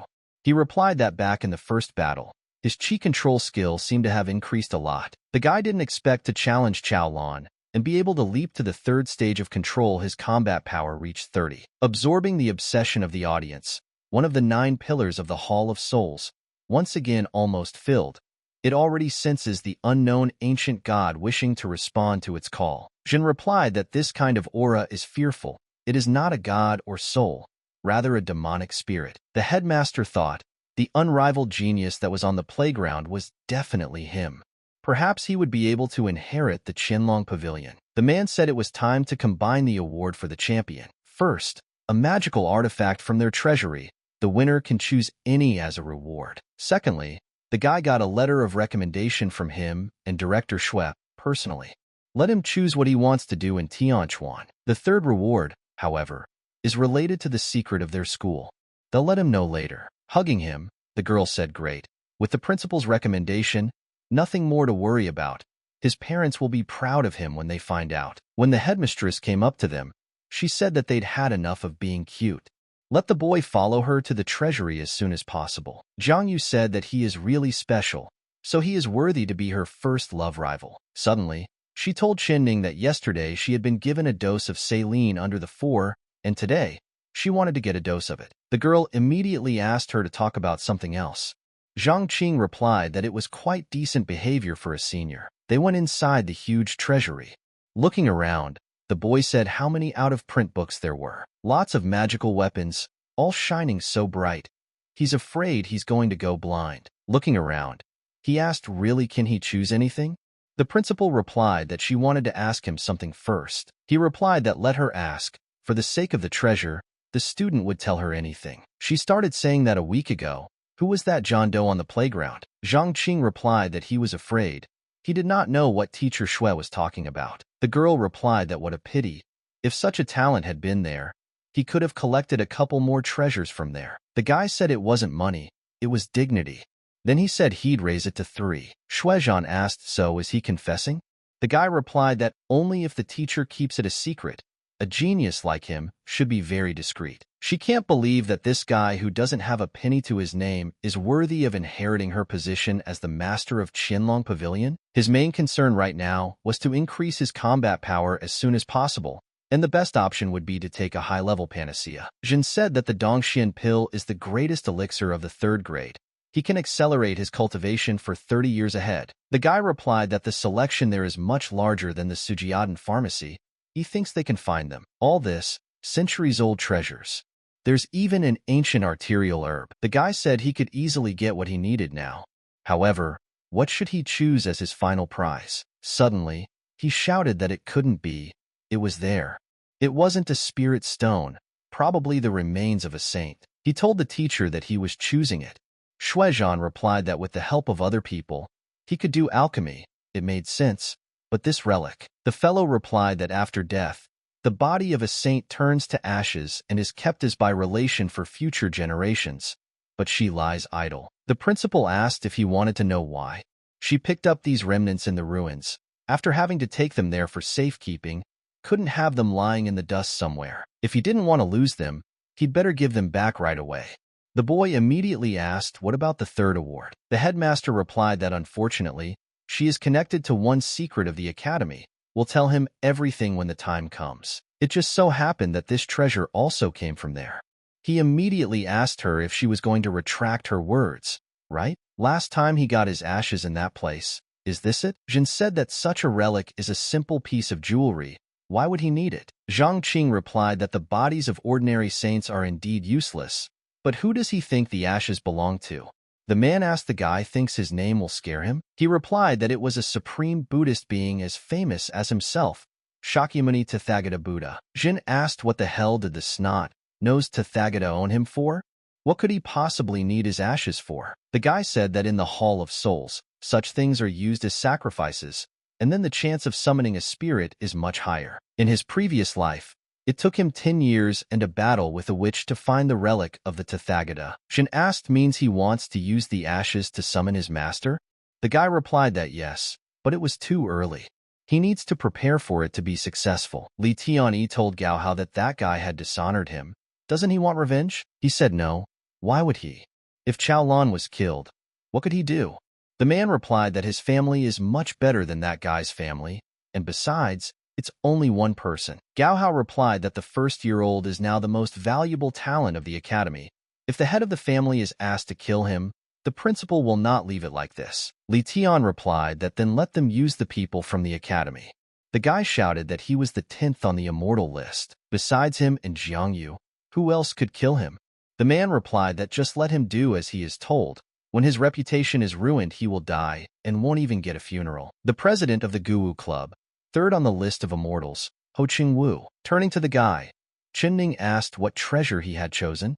The boy replied that it was a stone. Looking at the drifting car next to him, the guy said that whoever was driving it was definitely a master, since he was driving it so easily. Su Yun told the guy that they had not seen each other for a long time, then asked will help her with one calf? He immediately asked what he could serve her with. The girl replied how much she loved to hear that. Leaving his hand on his face, she said that the little master had given her a panacea which had proved very effective. Her father was grateful for the help, personally rewarding him with a banquet. She said it's her birthday in a week, and her father wants to have a party where he's going to gather all of Su's family. So he's coming, right? Zhang Qing replied that since it was her birthday, he would definitely be there. The girl said that they would see each other in a week. Chen Ning asked this girl from the Su family, how do they know each other? He replied that he had previously brought his brother takeout food, so that's how they met. She said he met a powerful family by delivering food, and now he's invited to a birthday party? Does the guy think she's stupid? After which she said let her forget it. If she doesn't want to talk, she won't pry. It's time for them to go home. He immediately started saying he was so hungry. He was wondering what mom had cooked. Glancing at her hand, the girl realized that he was getting farther and farther away. So far away that she could no longer hold his hand. And she'd forgotten to tell him she'd gone to level 9. She thought it wasn't worth talking about yet. Jin said that if he wasn't mistaken, the girl had enrolled in Shinka since the beginning of her studies, and it had only been 2 months after all. To get to that length of time to level 9 by practicing just the basic exercises, even the word genius won't be enough there. These brother and sister are like a mystery that even he can't solve. Zhang Qing said that the campus was so fresh in the morning. As soon as the girls saw him, they all immediately started running towards him. Lu Ji said that she spent so much effort to choose a gift. Doesn't she want to personally congratulate him? Zhang Ning asked since when did he have so many beauties around him?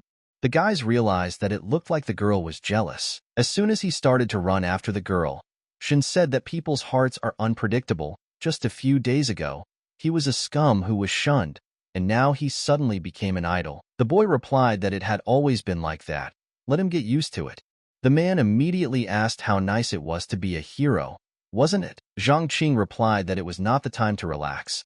There were 20 days left before the Wu clan attacked. We need to get rid of all the disturbances as soon as possible. Faced with immortal witches, even the slightest misstep can lead to a sad end. The man asked then who was the next target.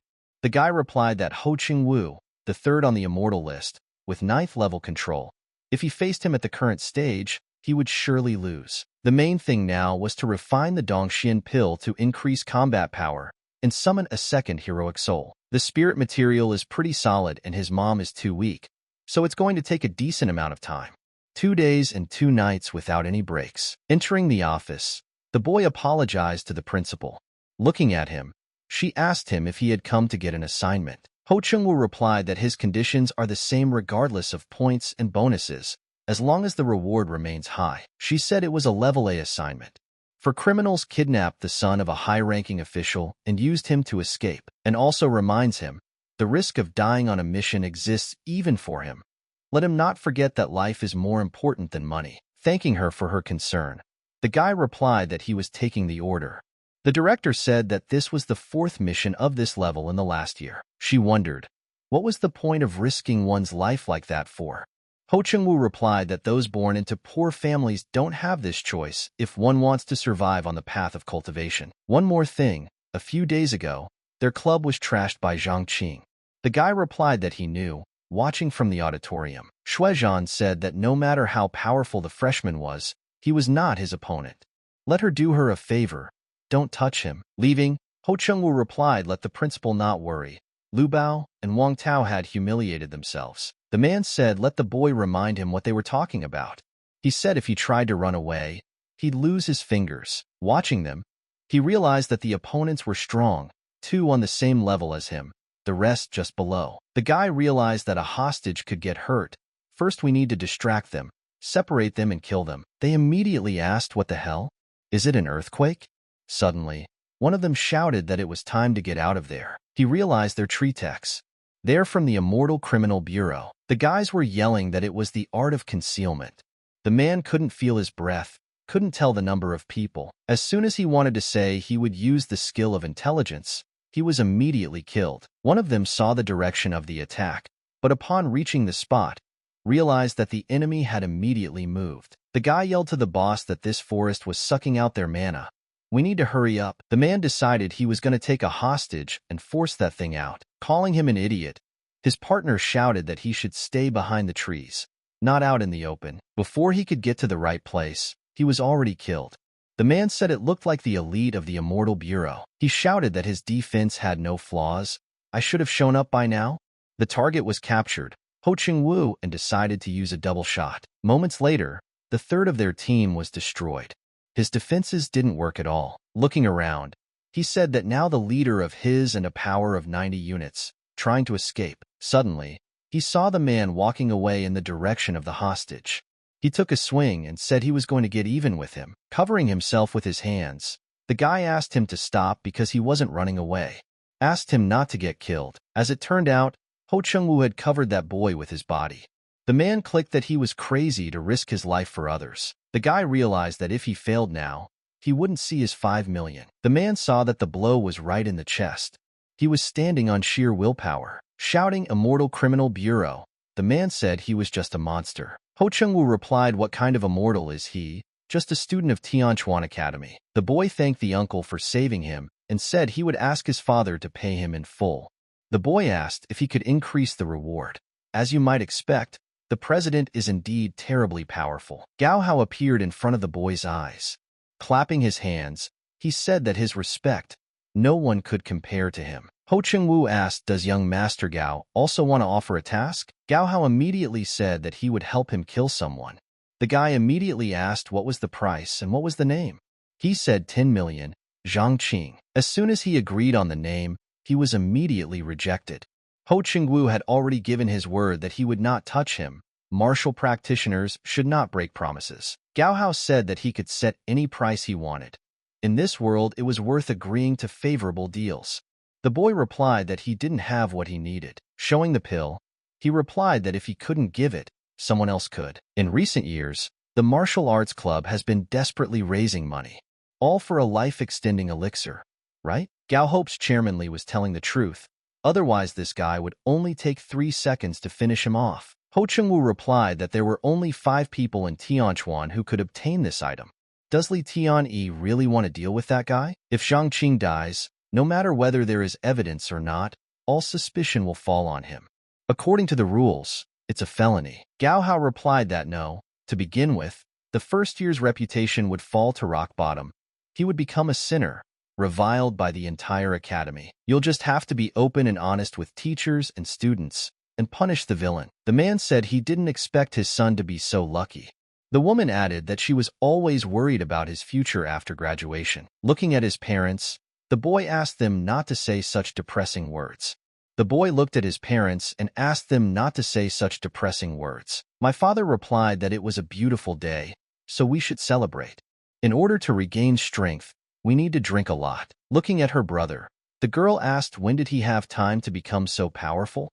The boy thought how good it was that he had prepared himself. Zhang Qing began to say that quite by chance, he had managed to get some tips from an expert, and then he had taught him some techniques. After that, Su's family hired him as an alchemist.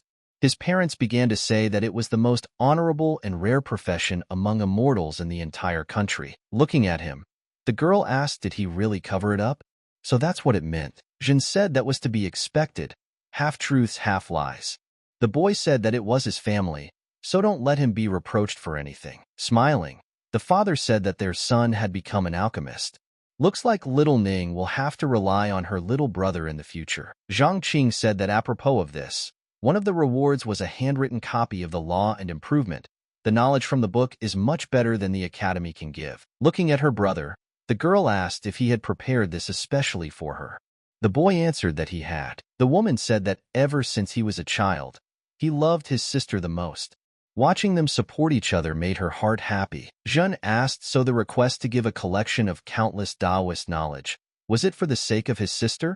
The guy answered that it was exactly that. The man said that the manuscripts also belonged to his good friend, the first immortal to the historical world, Daojun Hongyun. The guy asked means surely she would like to see Hongyun's style? Jin replied that guy may not try. She was killed by the witch clan. At that moment, did the guy realize that at the time of the draft, it was about her? Jin asked the guy to promise him one thing. No matter what, he must defeat the Wu clan. Protecting the human race was also her goal. Zhang Qing had a strange dream. Jin shouted, how could it be like this? She is the first immortal who could create such a thing. The girl replied that she is fighting against the demon emperor. She has been captured by 12 ancient witches. She doesn't think she will survive. Is it really for people who have nothing to do with her? She replied that the Hall of Souls alone was not enough to protect the human race, then asked him to do something for her. Before her soul leaves the world of the living, have her body taken and sealed in a blade capable of destroying a witch. The saint's powerful purple chi would make him the strongest and deadliest tool in the world. Is Zhen asking him to kill him with his own hands? The girl replied that he was a true brother to her. This was a matter she could only trust him with. Zhen promised. The man promised that after her death, he would make great wishes. He would reincarnate into people from generation to generation, following the master of the Hall of Souls. He knew that the master of the hall could see some of the memories through dreams. Abruptly waking up, the guy asked, is this an earthquake? As they suddenly realized that it was coming from Chan Ning's room. Running inside, the guy asked what happened. She replied that feeling as if she had entered into a symbiosis with him. Before she knew it, the girl had broken through to the next stage of chi training. Jin said that he had finally found Hongyun's sister. Chen Yuan asked young Master Gao, and President Ho wanted something? Gao Hao replied that they would need help to deal with Zhang Qing. Getting as close to the girl as possible, he ordered her to do something. Gao Hao asked her, she doesn't need to be taught how to seduce a man, right? As for the payment, she thinks 200,000 is a good price. The girl needs money, so let her sell her body. In exchange, she can become Shinka's apprentice and change her life completely. Turning her face to the side, the girl apologized and said she refused. Grabbing her face, Hao Gao said that he didn't understand what she said. Chen Yuan replied that she was sorry. Striking her, the guy yelled that he was giving her one last chance. Let her try to say that again. She shouted that she wouldn't do anything. She wanted to be like Zhang Qing. Grabbing the girl by the hair, he said that last time she said she was still a virgin, said he was going to see if that was true. I decided to see if the guy would come to the rescue. Suddenly the door opened, and the principal asked what was going on. The guy replied to Director Xue that it was nothing. It was just that the girl had fallen. He only wanted to help her up. Xue Zhan told the girl that if she was being bullied, let her speak up. She would provide support. The girl replied that she was fine. Gao Hao said that was the end of it. He would go. The principal asked him to stay a while. As soon as he turned around, Principal Xue slapped his face with all her might. As soon as the guy looked up at her, she said that he was now free. She thought he was worthy of inheriting her seat, but it seems the principal was mistaken. Ho Chengwu replied that he had his own reasons. Lowering her eyes to the floor, the girl thanked Principal Xue. In the meantime, she replied that it was fine. She could go. Looking out the window, thought that all this trash, in the future the Duanluan kingdom would be full of them, monsters from the witch clan. The guys began to say afterward that he should not be so angry. Let him find someone else, it was not a problem. Gao Hao asked him if he had any options. The guy said that there is a schoolgirl who looks very attractive, To lure a guy who has not seen life will be easy. Gao Hao said she was so innocent. Where did he find her? The guy said innocent? She'll do anything for money. Zhang Qing said that going to a new level in one night made her jealous. Jin replied that he simply lacked the skills. He thought that if Chen Ning really is the reincarnation of Hong Yun, then where is the witch-killing sword now? No sooner had the guy entered his horde than suddenly someone shouted that the king of the firstborn was already there. They said that with his presence, Gao Hao would no longer dare to be arrogant. Watching from the sidelines, he thought he could enjoy the moment while he could. Lu Ji told his friend that with such popularity, recognition from beauties can't be avoided. The guy replied, "No, there's no such thing as a hottie." Entering the office, the girl apologized. She asked Zhang Qing is there? It was Sun Qian from the Foreign Languages Department.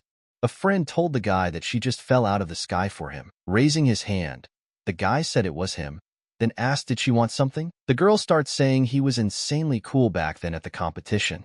She likes him, so she asks him out. Running away, the girl shouted that she would be waiting for an answer after school, and that she should definitely come.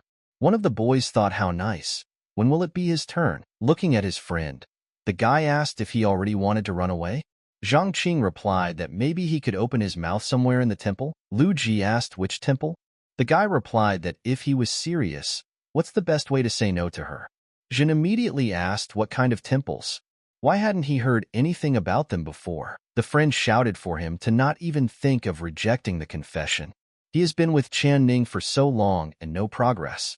This is a once-in-a-lifetime opportunity. Lu Ji said that his brother should take his advice and go to her. His friends can help him one day, and the girl will always support him. Jin said that there was some truth in what he said, but the feeling was bad. Jin said to the guy what a mess. Already got a confession. He told me that he had never fallen in love, but one day he decided to follow a goddess and failed. The guy asked him if he'd been rejected. Jin said that she asked if he was sick, and if he was, she advised him to take medicine. Let the guy just imagine. She was so concerned about his personal well-being. Suddenly, they heard a woman screaming about what he was doing. The girl was begging to be let go. Zhang Qing said it looked like something had happened. Jin decided to use his mana. He said that the girl was 300 meters to the right, with 4 auras around her, each with a combat power of about 5 to 7 units. The girl cried and asked them to please stop. Her boyfriend Zhang Qing would not let them get away with this. The man replied that their president Ho Chungwu had already returned. No sooner had he agreed than he was kicked in the face. The guy saw his friend lying motionless on the ground. He decided to strike first, but Zhang Qing's strength is much greater. Suddenly, both sides and his arms were chained. He realized that his strength was slowly draining away. Were the weapons pulling Manu out? One of the guys shouted that the soul-binding lock could block the meridians throughout the body. Soon its power would run out. They didn't expect that Zhang Qing himself defeated Lu Bao would fall into their hands. Buying a spiritual weapon was worth the money. Suddenly, a sword began to hover directly above the guy. A moment later, it easily cut through the chains binding his hands. The guy shouted that he just tore them up. High-end artifacts are worth hundreds of millions of yuan. How dare this poor guy? Suddenly, they realized they couldn't move at all. Grabbing both sides of the chain, the guy pulled them to him, and the two of them collided. As soon as they began to fall to the ground, he delivered a final blow. After the powerful attack, both of them flew away in different directions. Jin said that if he controlled the air so freely, then his taiji had reached the highest level. Changing spells is slow from abilities being too low. But the Hall of Soul's ability to apply a spell makes up for it. Taking off his shirt, he put it on the girl and apologized for coming so late. Suddenly, she's all over the guy and says no, it's about time. And then she said the guy was falling for it. Suddenly, Gao Hao and the rest of the elders appeared beside them. He said that Zhang Qing was an animal in human form and asked what he had done to the girl. The man said that Gao Hao had provided information that someone at their school was harassing girls. He did not expect that this scumbag would turn out to be a newly minted hero. Zhang Qing watched silently. Sun Qian naively cried and said how good it was that they had come. If they had been a little more late, she doesn't know what that guy would have done to her. The president told the ward that Director Zhao and Shui are there. Let them vividly say everything clearly and to the point. The guys began to tell that they were walking through the woods and noticed the first goth harassing a girl. Trying to help, he did his best to eliminate the witnesses. Zhang Qing asked what were they up to? Calling him an idiot, the girl asked did he think he really liked her. If Mr. Gao hadn't ponied up a lot of money, she wouldn't have even dared to look in his direction. Passing by him, Gao Hao called him a bloody lunatic and said that this time, he would definitely die.